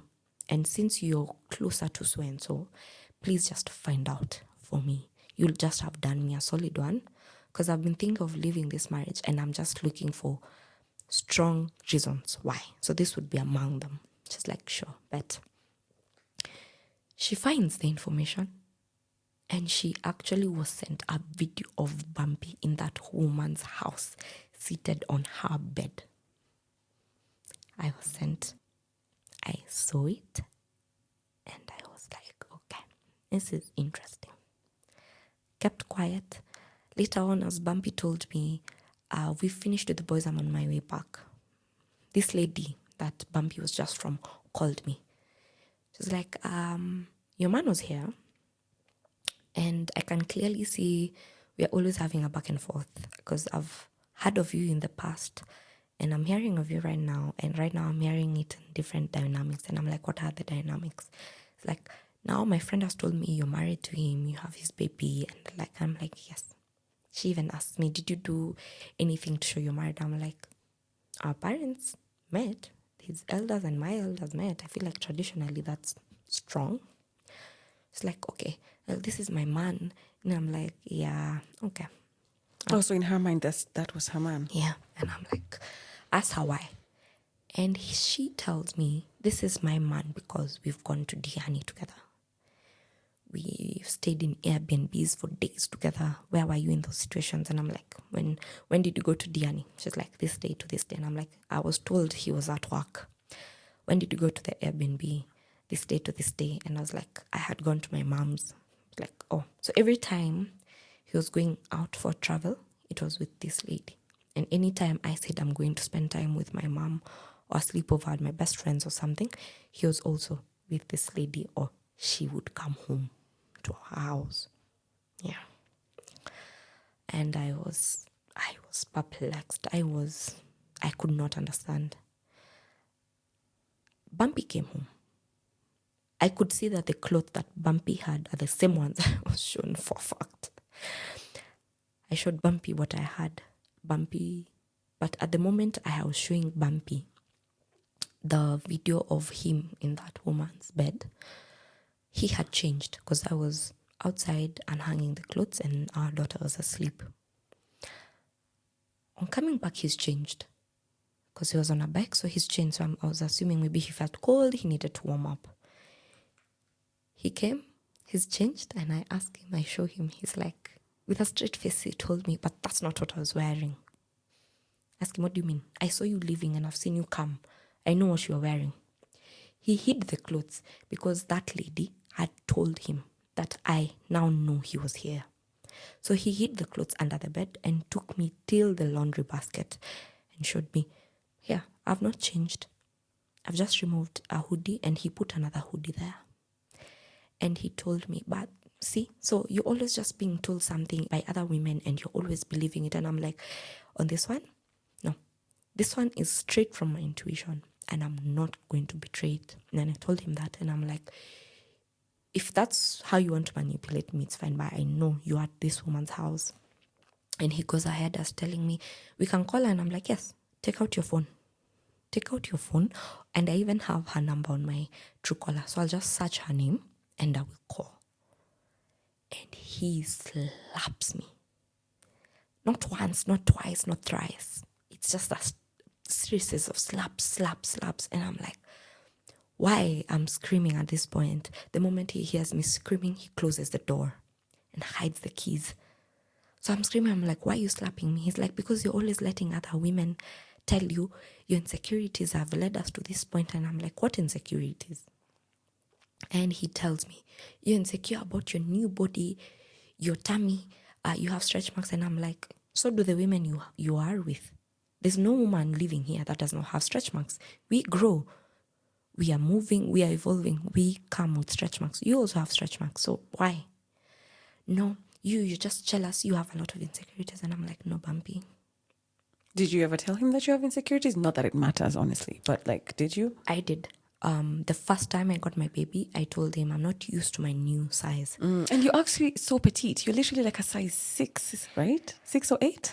Actually, now I'm 10, 12. Okay, yeah, but you're still very slim. Tight, yes. Yeah. So prior, I was 4'6". I was a size 4'6", and now I'm up to 10, 12. It's something I was not used to. I didn't know what to do with a curvy body. I hope you know you look so good. Yes, Sophia. now I do. Thank you very look much. So like my dream body is a size 10. What? So I didn't know what to do with a small waist and a bum and hip. I didn't know how to dress it. I didn't know where to begin. And for the longest part, it wasn't because, not that I didn't know, it's because my husband that was supposed to validate, or I feel was supposed to validate my after pregnancy body, did not. Instead, he really body shamed it. It was, your stretch marks don't look good. They're too dark. Your tummy is way too dark than the rest of your body. Oh, those clothes are now way too tight. You can't do this, you can't do that. It was always something I couldn't do. My body was never the right body. However, the women he complimented and chose to be with were bigger, way, way bigger, which didn't make sense. So in my head, for the longest time throughout that marriage, I always compared and tried to fit in to this specific woman Bumpy had gone to see. That's what I tried to do. Dress, talk, act, everything. I really tried to be that in my mind. Maybe he'll see me. He didn't. So this day he's hit me, he's closed the door. And I'm like, I just can't take this anymore, Bumpy. This is just way too much. It's always something. If I tell you about something you're doing, it's always me. I'm not a peaceful wife. I'm insecure. I'm listening to other people. And I'm like, no. So that day he hit me. It was the first time I told my best friend that Bumpy hit me. My best friend was like, was it the first time? It wasn't the first time, but I told her yes. I was so ashamed. I was filled with guilt, shame, and anger. My best friend is like, maybe talk to him and see what's going on. And I'm like, okay, let's try. So I Googled how to ask submissively talk to your husband so that he can just talk to me without the anger, without the hitting. I went, spoke to him. He said something outrageous, of course, and I went crazy. I'm also talking back. He's hit me. Makia was hit last night. Today's another night. I'm being hit again. And for the first time, I just told Bumpy that, honestly, Bumpy, eventually, we are going to get divorced. He's like, no, you have a child of this compound. You will never leave this compound. And I was like, yeah, okay. So I asked him, what happens to the children of that you sire that are from this family and this compound? And I was like, your other child is your child. Oh, yes, there was the lady with the birth certificate. So it was his child? It was his child. And you knew this? Yes. Okay. So she did a DNA test that I paid for. Oh, my God. So she was pregnant, yes. And the other... Did his mom know? No. Okay. There was also the baby mama. So I was like... Oh, yes. You've been having children and they're not in this compound. And I feel like the moment they're not in this compound, they're suddenly doing well. So what again are you going to be telling me? He went crazy. He punched me. At this moment, I was punched in my ribs and I could feel I'm not breathing. And I could feel like I'm tasting blood in my mouth. And I'm like, what's going on? By the time I'm processing this, he slapped me. He's pulled my hair. He's banged me on the wall. I can hear my daughter scream and I'm like, Bumpy, our daughter is screaming because you're making me scream. Have some decency. And he's like, I don't care. I really don't care. You're here disrespecting me, disrespecting this household, disrespecting our marriage just because of some women. And I'm like, wow. It was never him. He was never at fault. It was always me. And I was hit. And by the time he was going to now get my daughter because she was crying, I was not bleeding. My eyelid had swollen because I had banged myself on the wall. My rib felt like it was broken because I could taste blood in my mouth. Like I had blood in my mouth. And I just sat down where he left me and I was crying and I was asking myself honestly, why? 2 days went by, I couldn't go to work. How am I going to explain to my clients, why is my lip busted? Why is my nose swollen? Why is my eyelid? I don't have an explanation. Plus, I'd been lying so many times to my clients about the bruises I have. It now felt like my clients are just going to suspect me now. I stayed home for a week. I lost clients during that week because they could not understand the inconsistency. I couldn't tell them of the inconsistency. There are some clients that are really concerned and really called and could not hang up until I told them the truth. They would tell me, it's okay, I'll call you later when your husband is not around. And I want you to tell me what's going on. Oh my God. Yes. Whew.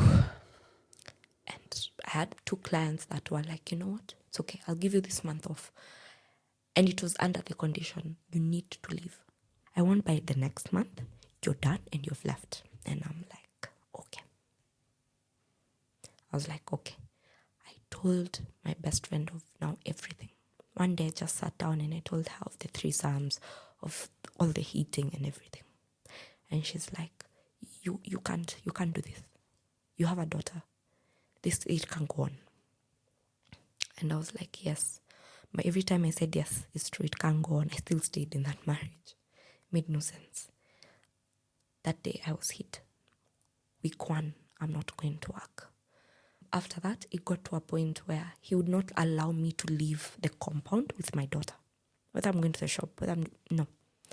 It got to a point, if he wanted to talk to me and he thought the conversation would get heated, he'd take our daughter to the mom to hold our daughter.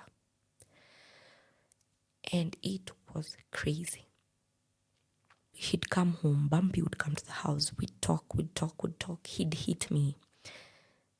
I had to be hit and then go back to his mom, take my daughter as though I've not been hit. This is okay. We were just talking. It was normal marital stuff. And go back to the house, now breastfeed my daughter while crying. So after some time, I got a nanny, of course. One day, my nanny is there.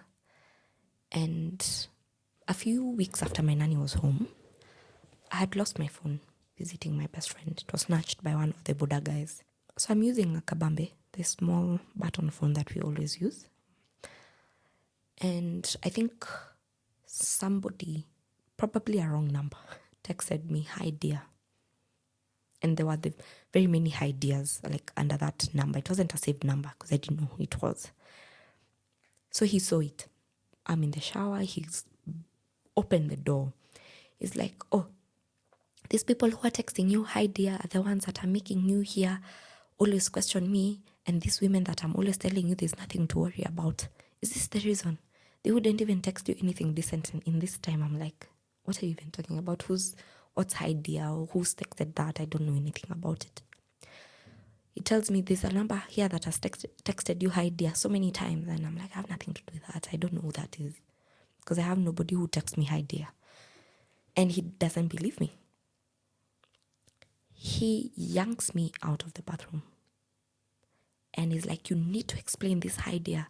Is this the reason why you'd sit down and tell me you want to get divorced and eventually we will?" I'm like, no, the reason we get divorced is because of you, your anger, and you constantly hitting me. He's like, "Yeah, if you are peaceful and if you are submissive, I wouldn't need to be hitting you. You have anger issues." And I'm like, okay. I just said, okay. He got mad. He started hitting me. I'm wrapped in a towel at that time. He's hit me. He's thrown the kabambe towards my face. He's like, "You and this are my ideas. These are your options." And I'm like, I have no options. Honestly, there's nothing I'm doing wrong. And I don't know the idea who it was. And I'm apologizing. I'm sorry if it offended you. At that time, I don't even know who it is. I don't even know what he's talking about. That went. We slept. I woke up. I'm not going to work. I'm weak too. No work. My nanny has come. I've already started weaning my baby. And my nanny asks, "Mama so-and-so, mtoto atakula nini?" And I'm like, can do pumpkin, this and that for like asubuhi, and then try something else. Try some porridge, like I've just explained. And then Bumpy comes from the bedroom. He's like, "You, Madam, hi dear." And I'm like, what? And I'm like, you need to let that go because I have no idea who that is. And he pulls me from where I was seated and pins me to the wall and slaps me and punches my tummy. Where he's holding me, I bit his hand for him to let go. And I rushed out and I was screaming in the compound.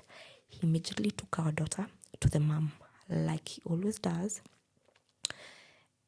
And I'm like, you know what? I want to leave. I actually want to leave today. I want to leave this marriage. I'm done. And he's like, you can go, but leave my daughter. And I'm looking at him.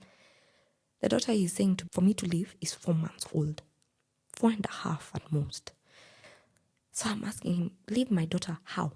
She's a breastfeeding baby. You don't even breastfeed. You pump that milk and you go to work and meet those people who write text messages for you like saying, "Hi dear." And I'm like, are you going to base this whole conversation on "hi dear" from somebody I don't know?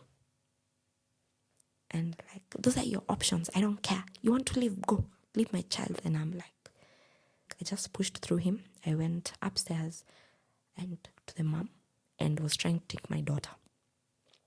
As I was trying to take my daughter from my mom-in-law, I would see her turn around for me not to access my daughter and take her from her arms.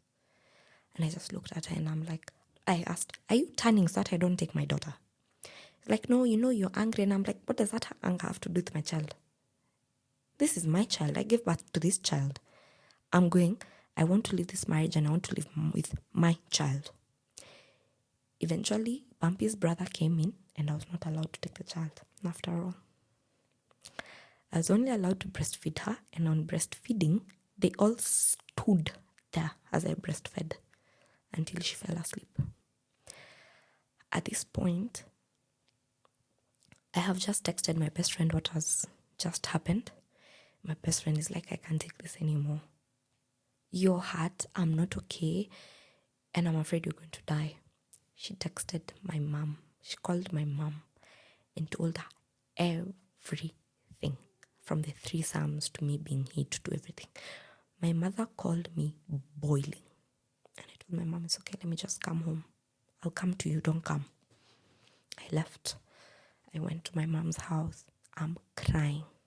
My mom is not understanding. She's like, Mom, you're too beautiful to be going through this. I'm crying. I'm trying to understand, when did it get to this point? Like, when did I even let it get to this point? And it was crazy.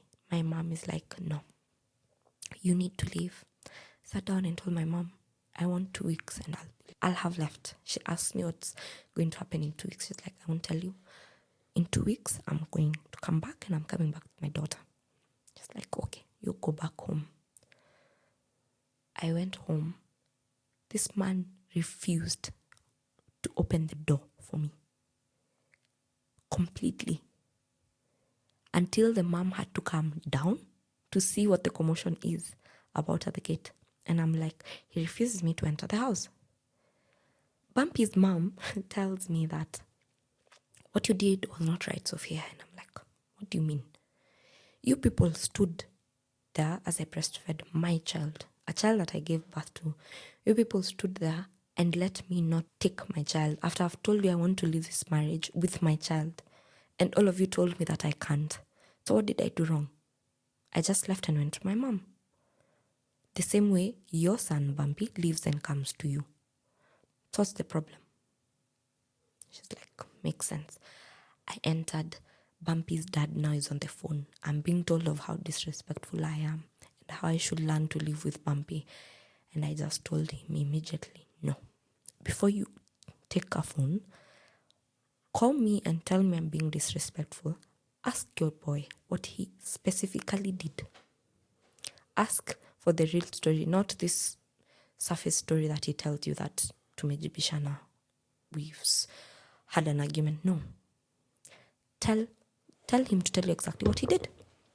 And he's like, he's told me. And I'm like, if he told you, I don't think you'd be telling me I'm disrespectful.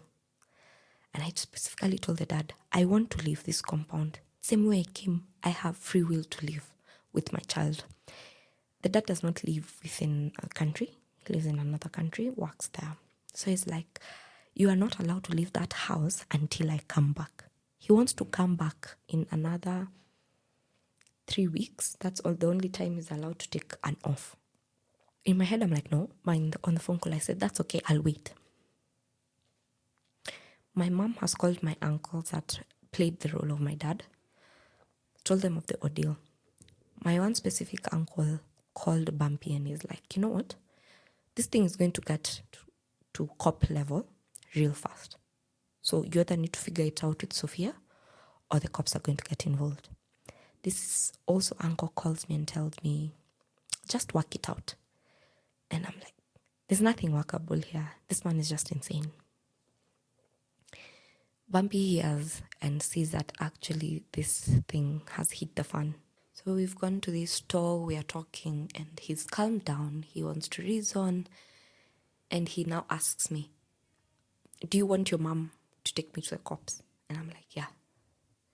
Yes, I do.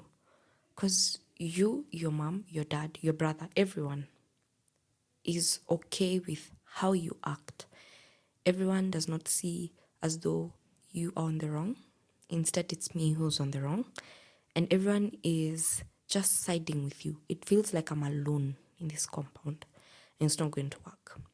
So he's like, what if we find a way where we can work these things out? And I'm like, you've had so many chances where you actually would have worked on this thing and it would have worked. But now, I don't know. And he's like, I'll fight for this marriage. I'll fight for my daughter. I don't want to raise another daughter outside of marriage. And I'm like, I just told him, you have a very weird way of showing that you don't want to raise your children outside of marriage. A very weird way. And that conversation just ended there. Because he would see, like, he's talking to a different person, a person who is thinking on their own, not what he was used to, and a person who is okay reporting their husband and the father of their child.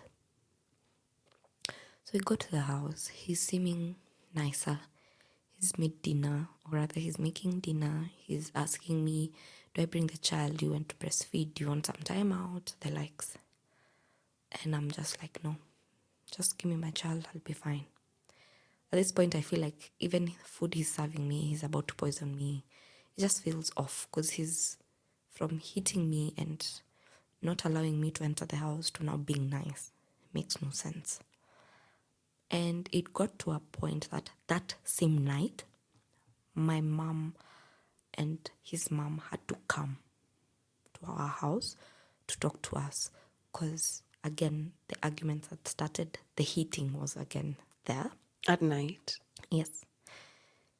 So my mom came and it was late. I think it was midnight. I called my mom and I'm like, Mom, you need to come now. And Mama Bumpy, as usual, is like, this is marriage. It's the first year. It's going to be bumpy, of course, and it's going to be rough. They just need to figure out a few things. She's also explaining that even her, she had to persevere some few things in marriage to be happy. And I'm looking at her and I'm like, that's not how it goes. Why is it that specifically when you leave a situation that's not working for you, especially if it's marriage, suddenly it's not good. It's because you're newlyweds. You're going to get over it. Why? Why do I need to go through it at all? Is what I asked. And my mom was also like, no, if she wants to leave, she wants to leave because that's what she wants. And then at that point when our parents were talking, my mom started to side with Mama Bumpy. I was looking at my mom like, Mom, what the hell are you doing? Why are you siding with her? And she just tapped me to chill. So the moment she tapped me, I just knew maybe she had a plan. So I just trusted her. So they've convinced me that let's work through this and all. And that's the narrative that was left in that room, that we're all going to Persevere. yeah, you see. And then my mom was like, when I get home, I'll call you. And Bumpy actually escorted my mom till her house because she didn't live far away from us. And my mom got home, and as Bumpy was on the way back, she called and was like, Mom, don't listen to any of that shit I just said right there. Just know that if you say we are leaving tomorrow, I'm there. I don't care. I'm there. I just wanted her to stop talking and for her to stop making you feel like you're the problem or marriages have to be like this. And I was like, phew, because I thought for a minute you're siding with these people. Like, of course I wouldn't. And that was that. So my mom now waited for me. My best friend waited eagerly for the day that I texted her, I've left, honestly. And we didn't speak all through, like the 2 weeks we didn't speak until the day that I left that I texted her. So after my mom has told me that, I'm now calm. I've now gone back to the house. Bumpy has come back and is like, I'm sorry that this is what it had to get to. Let's figure it out. And I just look at it and I'm like, okay. I take my child, I go to bed. He didn't sleep on the bed that day. He slept on the sitting room. In the morning, I woke up and I was just like, let me ask why he slept here. And he's like, I feel like our matrimonial bed should be just for us when we are happy.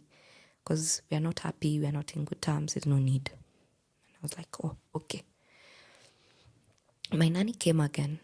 I received her well. She came. My daughter at this point has now started to recognize her. So she sees the nanny and she's all now bubbly and all. And that day again, still not going to work. So I'm still healing from my wounds. But the face wounds that I had have healed. Now my rib is on, that's a bit painful. You can see I'm struggling to sit or stand up and the likes. So my nanny comes, she asks me what to make for the daughter, what I would want to eat. She serves me. She never served my hubby. So she would now ask me, Mama Nani, utaserve Baba Nani? I'm like, sure. I get up, serve, like that. So on this time, he received a phone call from a lady because he put it on speaker. And the conversation did not go as he expected to because he was trying to build a slate of transparency. But that lady sounded as though that there was like a hidden agenda they were talking about. So after the phone call, he was seated trying to explain to me why it sounded odd. And I was like, okay. Then he'd leave my phone. He'd always tell me to go through his phone. It became like almost daily just go through my phone. Don't assume I'm texting people, like things like that. So I never did when he said I should. So one day I went through his WhatsApp and I'm like, it's too clean. I think I was so used to him doing something. So it was too clean. And I was like, oh, maybe he has actually just learned his lesson. So I just started maybe getting into the idea of he's learned his lesson. We're still in week 1 of me saying, remember I said I want 2 weeks, then I'll leave. So this is week 1, it's about to end. My mom is calling. She's like, pass by, we just do a check-in. I told my mom, I went through his phone and it's too clean.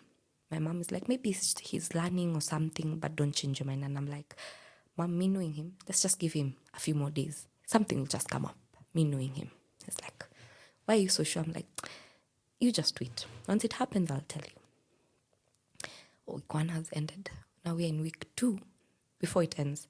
So we're in, say, day 8, day 9. I take his phone. He's on the rooftop with my daughter. They're sunbasking.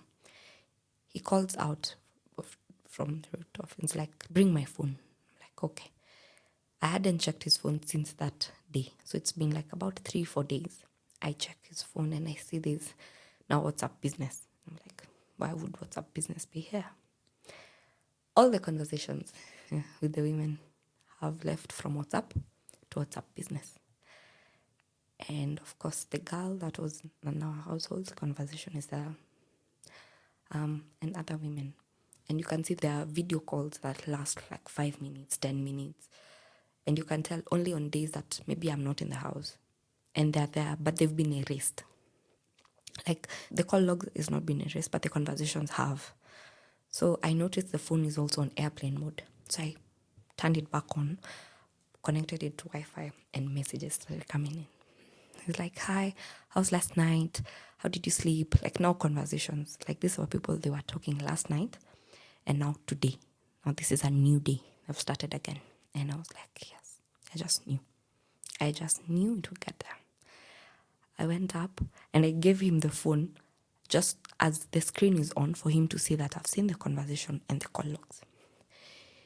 After a few minutes, he follows me down and he's starting to explain. And I just told him, Bumpy, this is just a cycle where this is what you do. So you do this, apologize, then do this. That's a cycle you have.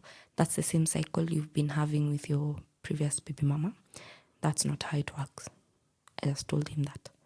And I told him, people survive as being baby mamas and being single moms.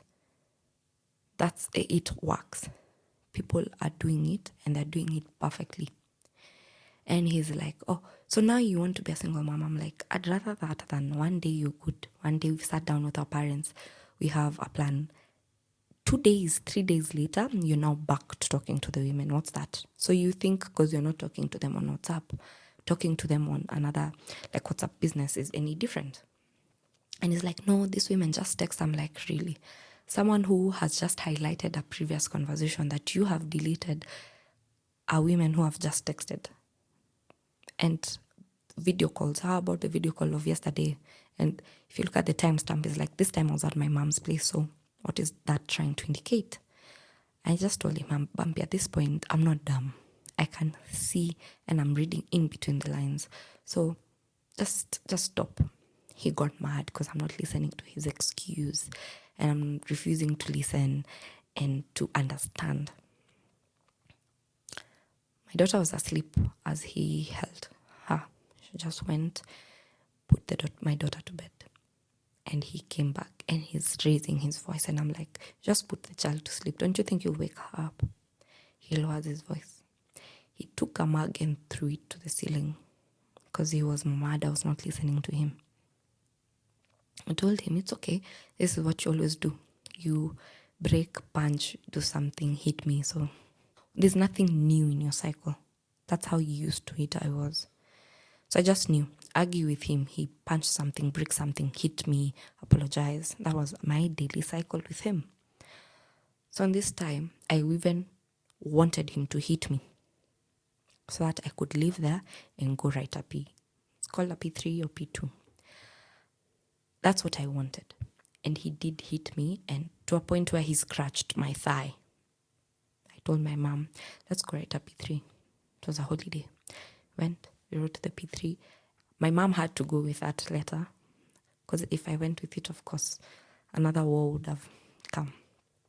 So she went with it.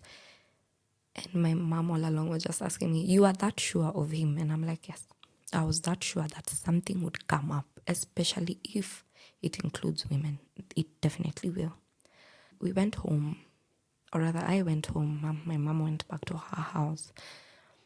So he asked me, oh, you were gone so long, where were you? And I'm just like, no, I just went somewhere to get some air as I drink some milkshake. So I'm back. That's just all I needed. And he's like, oh yeah, okay. So since he still felt like I was not understanding him, or I didn't listen to his excuse as to why he was having conversations with women, he now wanted to bring it up again. And I'm like, I thought we already talked about this. And I just told him, we talked about it. You hit me about it. What more emphasis do you want? And then he just kept quiet. And he switched on the TV and that conversation ended. And then this one specific time, I had 3 days left to my 2 weeks.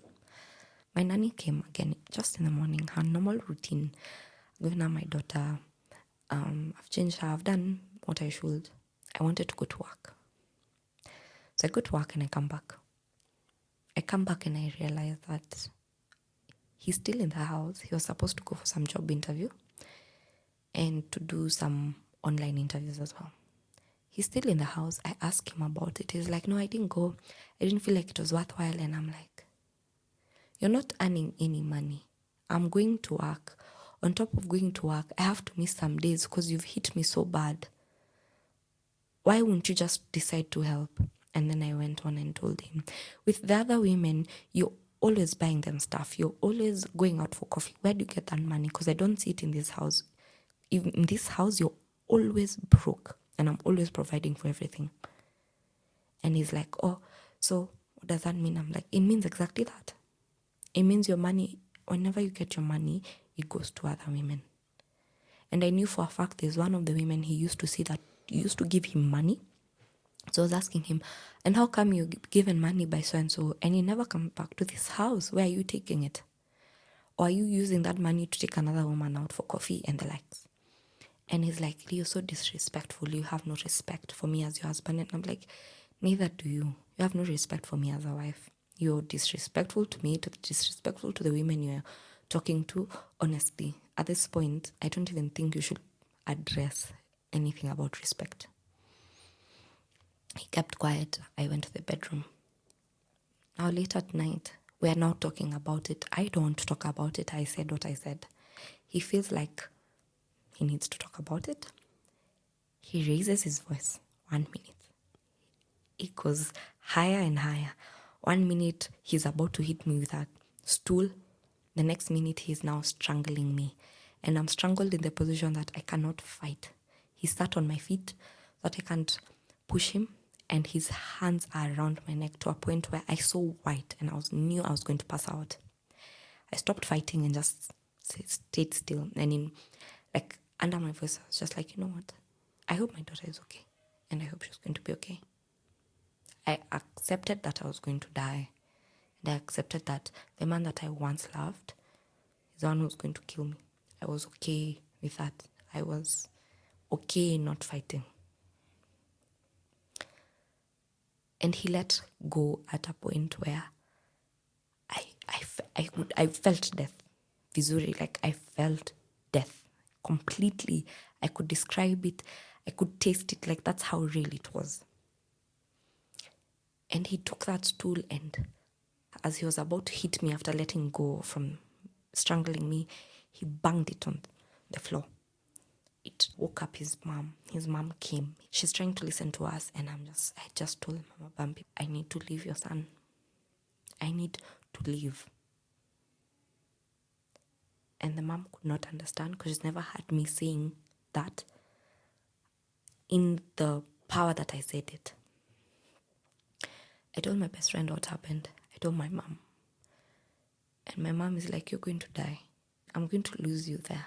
And I'm like, Mom, I have 3 days left, but I'm going to be coming earlier than I thought. And that happened to the weekend. That happened. Sunday came. Monday, I was always off on Mondays. I pretended I had a new client that was just within where we lived. And then I dressed up, carried my bag like I'm going to work. My mom was ready, my uncles were ready, my auntie was ready. Went to the cops. And I told the cops that I want to leave an abusive marriage. But my husband, the mom, would not let me. And they would not let me live with my child. The lady I was talking to asked me, how old was your child? I told them my child was 5 months. They're like, in shock.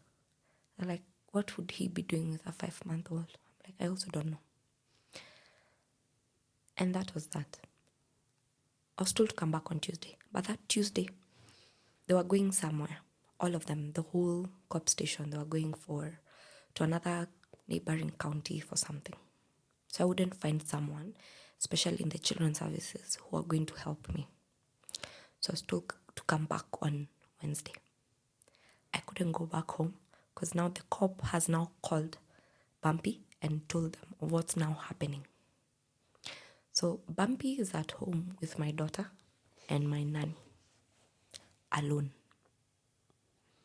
I am afraid. I don't know what he'll do to my daughter. I don't know what he'll do to the nanny. The nanny called me and told me she's about to leave and I'm not yet home. And I told her to pass by my mom's because she knew where my mom lived. She'd seen me being beaten. She knew exactly what was going on. So I told her, you just continue going until the day I will come with cops to take my daughter's things, my things, and we go. So I had told her to ensure that all my daughter's things are always clean and like kept visually, just in case anything happens, it's just going. She's like, sure. And now she'd update me. She'd get home and then she'd tell me, my baby is fine. Of course, she's fussy because she's not breastfed. Me on my end, my boobs are solid raw because I'm still breastfeeding. I left with nothing, not a pump, not anything. So they are like hard. And I was constantly crying because I'm worried for my daughter. I'm also worried for my own self because I don't know what he's going to do at this point. So we are summoned. We are there Wednesday morning. We go and our parents are outside and we have to enter a specific room and we are talking. And for some reason, the gentleman who was listening to our case just said, nyinyi, watu wawili kwa blanketi mkishikana, yenyu ni mapenzi tu mtarudiana. Like that man just said, you two have been together. People who sleep on the same bed, you never know anything about them. You're just young and you just seem like you're in love. So this is just a rough patch, you'll get back together. This is a cop. Yes. And I just told the cop, that's okay. Until that day, that's fine. For now, we are here. This is what I want. So he's trying to listen to our stories because that's how it goes. He speaks, I speak. He speaks, I speak. And all through, I can just hear him saying, oh, it's because I don't want to listen. I'm refusing to be submissive. I don't want to be peaceful. It's because of my insecurities. But overall, I'm just in love with him. And this is just a rough patch. That's what he says, not bumpy. And I agree. And I'm like, you know what? It's okay. So I asked him, all those times you hit me, it's because you loved me, right? All those times you left our home with knowing that you're supposed to be somewhere, trying to get a job or doing something, but instead you're in a woman's house. That was also because you loved me. I asked him, all those times you are talking ill about me to another woman to gain their favor, I'm guessing that's also because you loved me. Every time you did not acknowledge that I had your child and acknowledge your child, it's also because you loved her way too much, right? So I just told the gentleman, the cop, our child is 5 months. I want to leave him and I want to live with my child. And I think for a moment he just saw how done I was because I was not arguing about anything. I was just like, it's okay. So he agreed. I was given my child. There was a form that had to be signed that I was primary custodian. That I had 100% custody of my child. And there was somewhere else that needed to be signed that he also has 100% access to his child. So if he wants to come visit and all that, that's fine. But he specifically told me he wants nothing to do with the child. And I said, it's okay. Either way, I want it written there and we'll sign so that in case of anything, we'll refer to that specific document. Let it not be said, I refuse you to come see your child. We went home to his house with a very big lorry. I took my clothes. I was so done to a point. All the furniture I brought from my small bedsitter, I didn't want any of them. I just took a specific shelf that I loved. And I packed everything and I left. My clothes, my baby's clothes. The rest that I left, I was just like, I'll buy others. And we left and we kept quiet. Yes. And 3-4 months later, we got in touch. The reason we got in touch is because of me. I actually called him because he had documents that we forgot to take, the birth notification of my daughter that I forgot to carry on the day I was leaving, which I looked for in the house where when I moved back in with my mom and I couldn't find them. And then later on I found out that they're actually there. It's only that my mom put them somewhere different. He asked to come see his daughter. And I was like, just like when we left the cop station, you have access to your daughter. I even asked him, do you want to come see her now? Because I'm off today. And he's like, yes. So he came, gave him directions to where we live now. And he came. My daughter could not recognize his dad at all. The dad was so excited to see the daughter. And the daughter saw him and cried at the top of her lungs. And I had to take her back, and I'm like, you can't take her with all that excitement. She's going to be scared. She doesn't know you. She's not familiar with you. He's like, okay. But this man tried. He tried to rekindle what he had with the daughter. But of course, it wasn't happening as fast as he wanted. And then on that day that he came, I noticed my daughter fell ill. She got a very high fever. Okay, she had the fever, but I just assumed maybe it's the change of climate. So I had told him, she's not been feeling well, so don't take how she's acting offensively. She just might be what she's feeling. They bonded in the car, but I had to sit in the car with my daughter because she kept looking behind just to confirm that I was there. And she was okay. He also kept asking, how are you? And I'm like, I'm good. I had to remind him, remember you're here because of the child. Don't bother about how I am. As you can see, I'm fine, right? Good. And then later on, he's like, let's just keep tabs. Then we can try and talk about co-parenting. And I was like, cool. So this one specific day, it was at night, I just texted, your daughter is really unwell. Do you mind picking us up tomorrow morning so that you can take her to hospital? He was like, okay. He came, picked us up. We went to hospital. She had a bacterial infection. So the type of medicine that they needed to give my daughter was injections, and we had to go there for 3 days in a row. It means I had to see this man 3 days consecutively. Would sit in the car like total strangers, just him playing with the daughter on his lap, driving like that. Then fast forward to when it was my daughter's birthday. We're still co-parenting. I had booked birthday photo shoot sessions with my daughter. And I remembered, how about I asked the dad to join in so that once she grows up, she'll have like memories and see that he was in the photos and all. So for me, it was just being considerate. And then he came, we had the shoot. And then after, he said he wants to spend the day with the daughter. And I was like, cool. Because the following day was the party. So I had to go buy a few stuff. So I was like, this will take something off my plate. And he's like, before you give me the daughter, how about we first go for lunch, all of us as a family, since it's her birthday? And I'm like, sure. We're there, we've ordered food, and he's like, you know what? I want us to talk. I'm just like, you always have an agenda. Of course, you wouldn't want to have lunch as a family and just be quiet. Like, no, I just want to talk about something. And he's like, it's been so and so months we've been apart. During this month, I've had a lot of self-reflect and talking to you and seeing how my daughter is doing. I don't want to be in her life. And I'm like, that's why we're co-parenting. That's why we are figuring it out. Long story short, we did not come to an agreement. And at the end of that conversation, his specific words were, if that's the case, if we're not going to be getting back together, now or in future, I don't want anything to do with your child. And if anybody asks me, you no longer exist to me, you and your daughter. And I was like, okay. And that has been that. So since then, I have been figuring out parenting as a single mom, which has been amazing. And yeah. Wow. I'm even speechless. Wow. Wow. Wow. I don't even know, man. Sophia.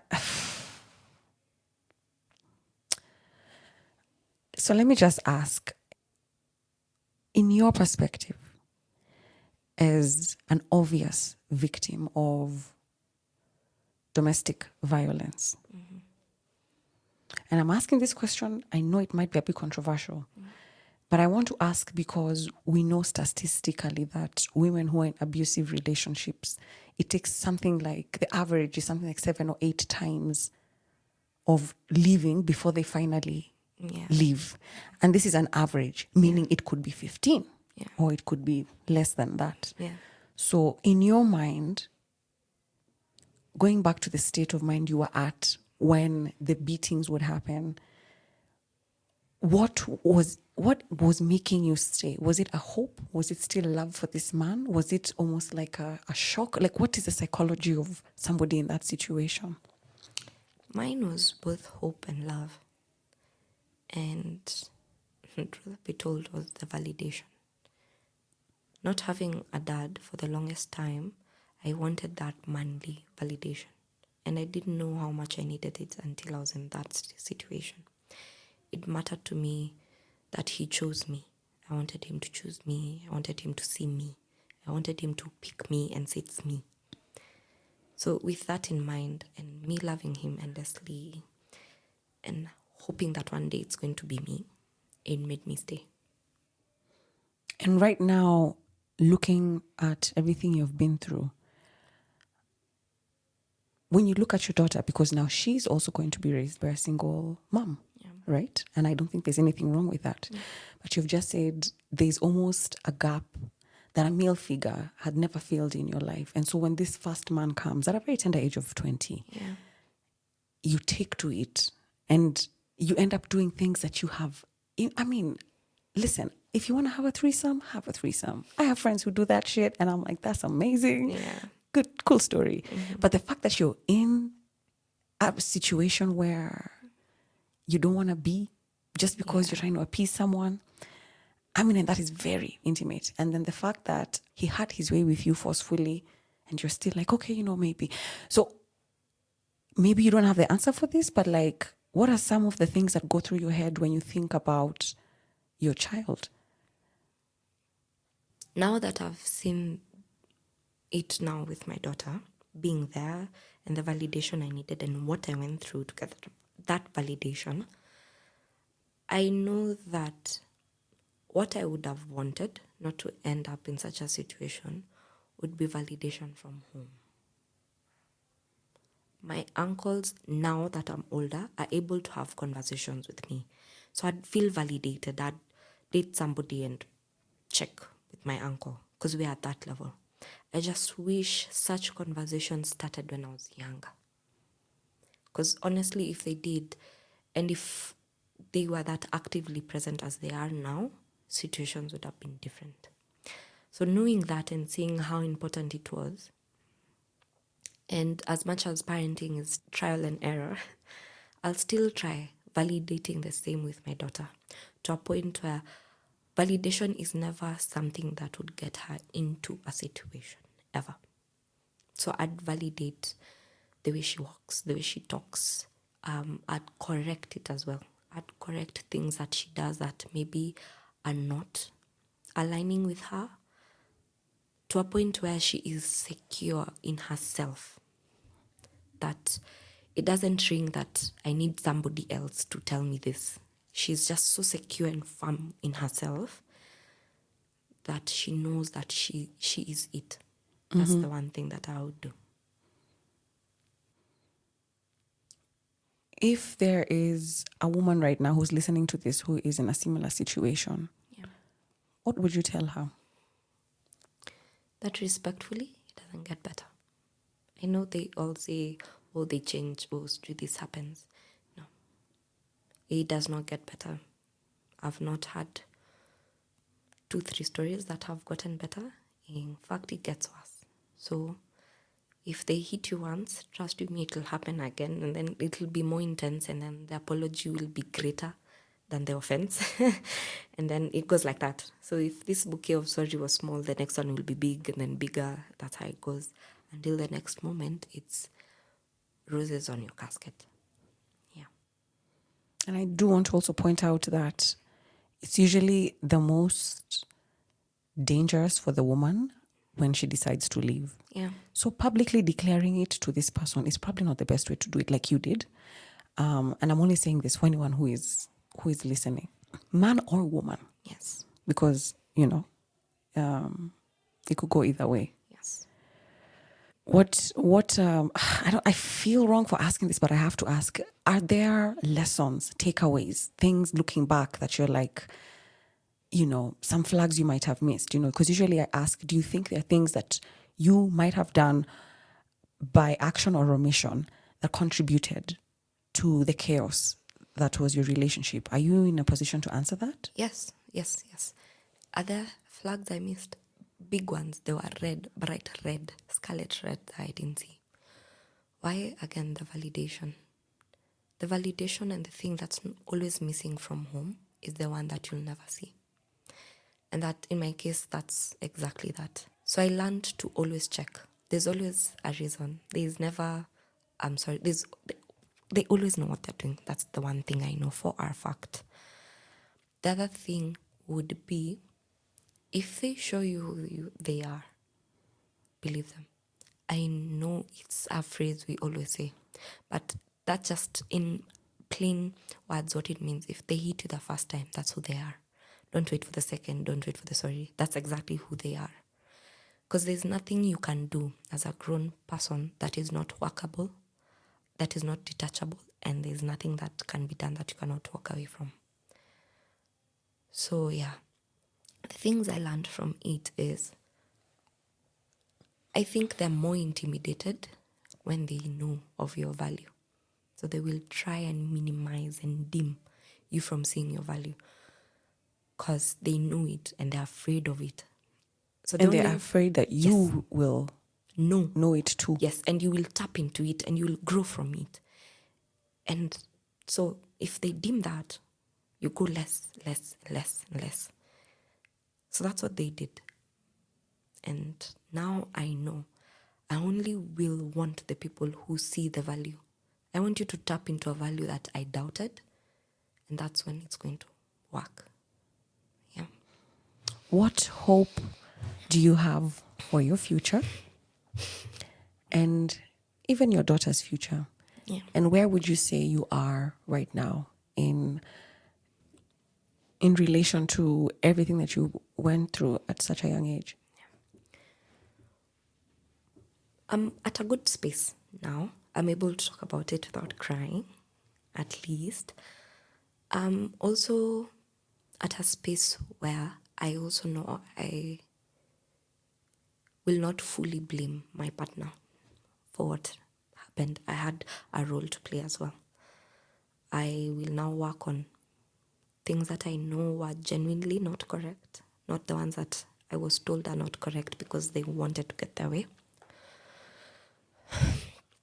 What I see for myself in the future, I'm guessing relationship-wise? No, anything wise. Personal development wise, yes. Relationship, career. Where do you want to be? What are some of your things that you're like, you know what, that would be nice? I'll start with the relationship. For once, I'd want a relationship where you're not asking at all. I know it sounds cliche because your partner is not supposed to read your mind, I know. But I'd want a partner that is so in sync with me that they would know exactly what I need.